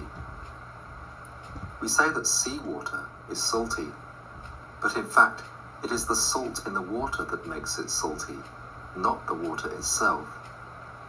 The real taste of water is not salty. Similarly, all the faults we see in people are actually the faults of their delusions, not of the people themselves. Buddhists see that delusions have many faults, but they never see people as faulty, because they distinguish between people and their delusions. If someone is angry, we think he is a bad and angry person, whereas Buddhists think he is a suffering being, afflicted with the inner disease of anger. If a friend of ours were suffering from cancer, we would not blame him for his physical disease. And in the same way, if someone is suffering from anger or attachment, we should not blame him for the diseases of his mind. Delusions are the enemies of sentient beings, and just as we would not blame a victim for the faults of his attacker, why should we blame sentient beings for the faults of their inner enemies? When someone is temporarily overpowered by the inner enemy of anger, it is inappropriate to blame him, because he and the anger in his mind are two separate phenomena. Just as a fault of a microphone is not that of a book, and a fault of a cup is not that of a teapot, so the faults of delusions are not those of a person. The only appropriate response to those who are driven by their delusions to harm others is compassion. Sometimes it is necessary to restrain those who are behaving in very deluded ways, both for their own sake and to protect other people. But it is never appropriate to blame or become angry with them. We normally refer to our body and mind as my body and my mind, in a similar way to which we refer to our other possessions. This indicates that they are different from our I. The body and mind are the basis upon which we establish our I, not the I itself. Delusions are characteristics of a person's mind, not of the person. Since we can never find faults in sentient beings themselves, we can say that in this respect, sentient beings are like Buddhas.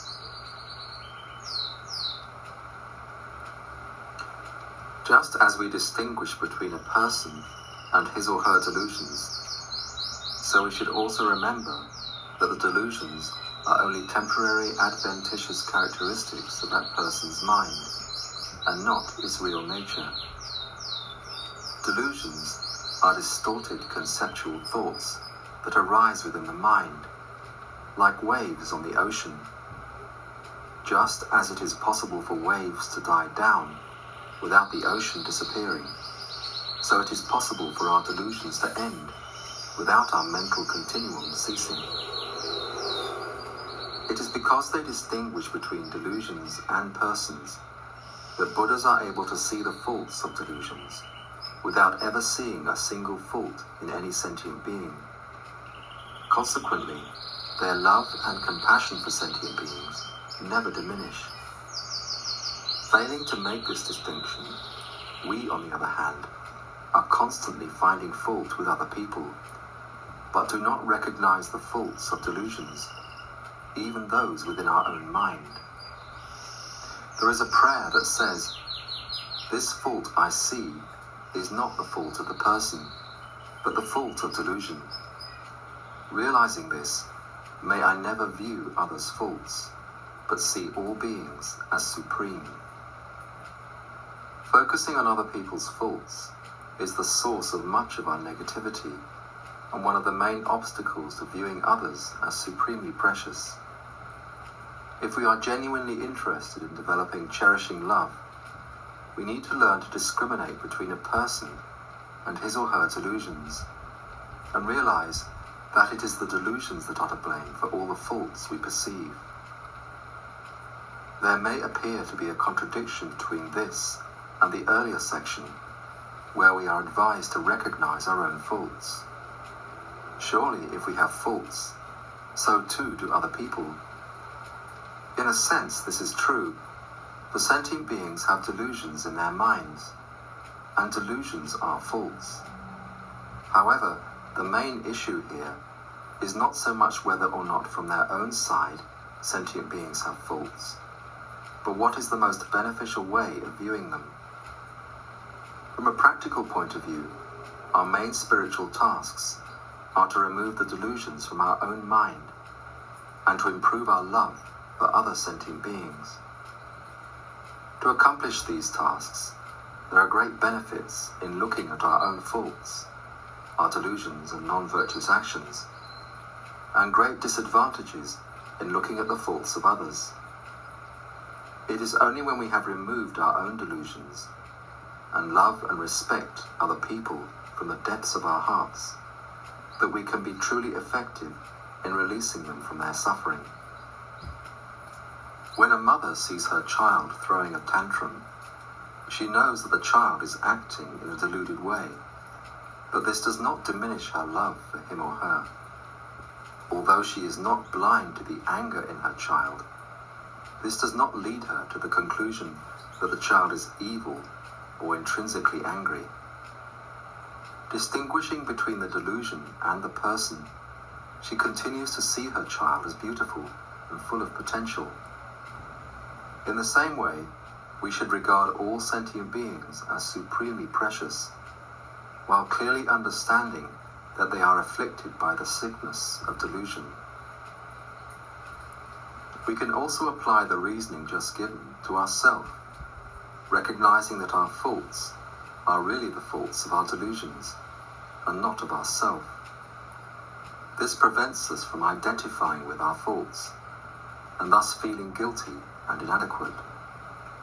And it helps us to view our delusions in a realistic and practical way. We need to acknowledge our delusions and take responsibility for overcoming them. But to do this effectively, we need to distance ourselves from them. For example, we can think, self-cherishing is presently in my mind, but it is not me. I can destroy it without destroying myself. In this way, we can be utterly ruthless with our delusions, but kind and patient with ourselves. We do not need to blame ourselves for the many delusions we have inherited from our previous life. But if we wish for our future self to enjoy peace and happiness, it is our responsibility to remove these delusions from our mind. As mentioned before, one of the best ways to regard others as precious is to remember their kindness. Once again, we may object, how can I see others as kind when they engage in so many cruel and harmful actions? To answer this, we need to understand that when people harm others, they are controlled by their delusions. Delusions are like a powerful hallucinogenic drug that forces people to act in ways that are contrary to their real nature. A person under the influence of delusions is not in his right mind because he is creating terrible suffering for himself, and no one in their right mind would create suffering for himself.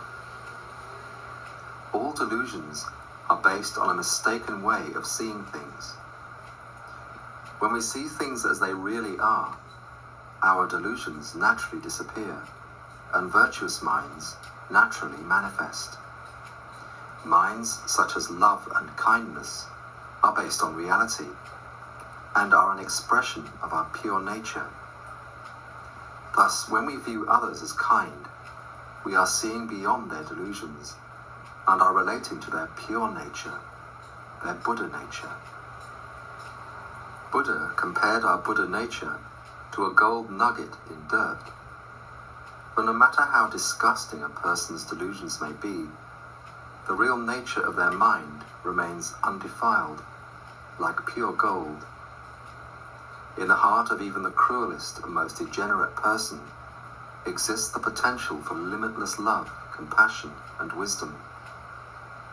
Unlike the seeds of our delusions, which can be destroyed, this potential is utterly indestructible and is the pure essential nature of every living being. Whenever we meet other people, rather than focusing on their delusions, we should focus on the gold of their Buddha nature. This will not only enable us to regard them as special and unique, but also help to bring out their good qualities. Recognizing everyone as a future Buddha, out of love and compassion, we shall naturally help and encourage this potential to ripen.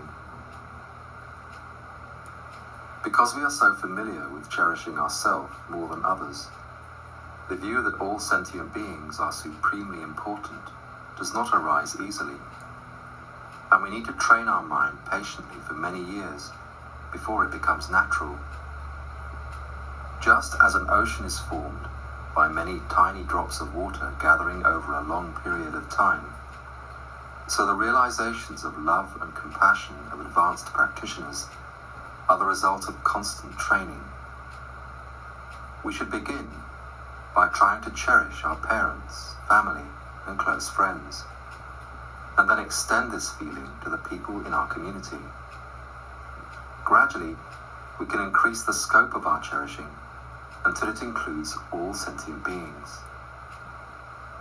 It is important to begin with our immediate circle, because if we try to love all sentient beings in a general way, whilst neglecting to cherish the specific individuals with whom we associate, our cherishing will be abstract and inauthentic.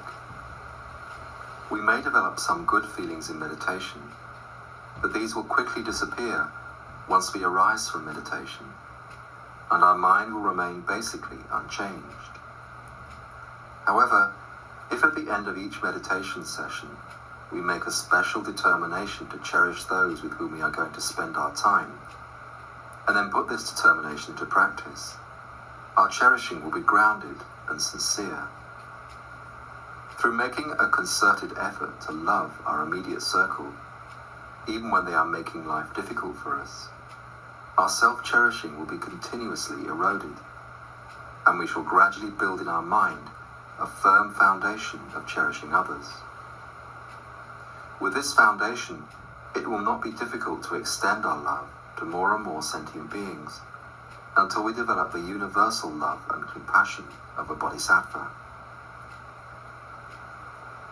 Our ability to help others also depends upon our karmic connection with them from this and previous lives. We all have a close circle of people with whom we have a special karmic connection in this life. Though we need to learn to cherish all living beings equally, this does not mean that we have to treat everyone in exactly the same way. For example, it would be inappropriate to treat our employer in the same way that we treat our close friends and family.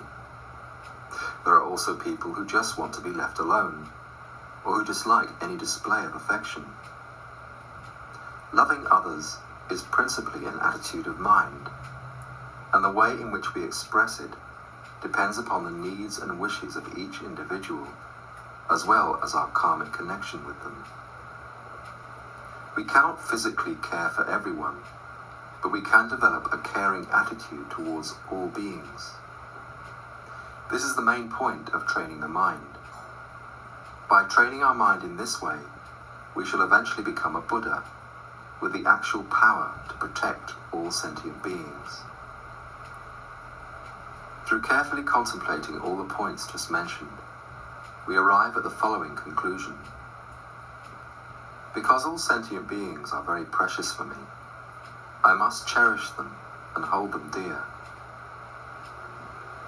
We should regard this determination as a seed, and hold it continuously in our mind, nurturing it until it grows into the spontaneous feeling of cherishing ourselves and all sentient beings equally. This realization is called equalizing self and others. Just as we value our own peace and happiness, so too should we value the peace and happiness of all living beings. And just as we work to free ourselves from suffering and problems, so too should we work to free others. Developing humility. Bodhisattva Langri said, "Whenever I associate with others, may I view myself as the lowest of all." With these words, Langri is encouraging us to develop the mind of humility and to see ourselves as lower and less precious than others. As mentioned before, preciousness is not an inherent quality of an object, but depends upon an individual's karma. It is due to a mother's special karmic connection with her children that they naturally appear precious to her. For a practitioner who is seeking enlightenment, all sentient beings are equally precious, both because they are immensely kind and because they act as supreme objects for developing and increasing his or her spiritual realizations. For such a practitioner, no single being is inferior or less important, not even an insect. We may wonder, if preciousness depends upon karma, whether a practitioner seeking enlightenment sees all beings as precious through his or her karmic connection with them. The practitioner develops this special view through contemplating correct reasons that causes his karmic potential to see all beings as his precious mother to ripen. In reality, every sentient being is our mother, so of course we have a karmic connection with them. But due to our ignorance, we have no idea that they are our precious mothers. In general, we would all prefer to enjoy high status and a good reputation, and we have little or no interest in being humble. Practitioners like Langri are the complete opposite. They actually seek out subordinate positions and wish for others to enjoy the happiness of higher status. There are 3 reasons why such practitioners strive to practice humility. Firstly, by practicing humility, we are not using up our merit on worldly attainments, but saving it for the development of internal realizations. We only have a limited supply of merit, so if we waste it on material possessions, reputation, popularity, or power, there will not be enough positive energy left in our mind to effect deep spiritual realizations. Secondly, by practicing humility and wishing for others to enjoy higher status, we accumulate a vast amount of merit. We should understand that now is the time to accumulate merit, not to waste it. Thirdly, we need to practice humility because there is no inherently existent I. We should view ourself, or I, the object of our self-cherishing, as the lowest of all, as something we need to neglect or forget. In this way, our self-cherishing will become weaker, and our love for others will increase. Although many practitioners practice humility, they will nonetheless accept whatever social position enables them to benefit the most sentient beings. Such a practitioner may become a wealthy, powerful, and respected member of society, but his or her motivation for doing so will be solely for the benefit of others. Worldly attainments do not attract him in the least, or he recognizes them as deceptive and a waste of his merit. Even if he were to become a king, he would consider all his wealth as belonging to others, and in his heart would continue to view others as supreme. Because he would not grasp at his position or possessions as his own, they would not serve to exhaust his merit. We need to practice humility even when we associate with those whom, according to social conventions, are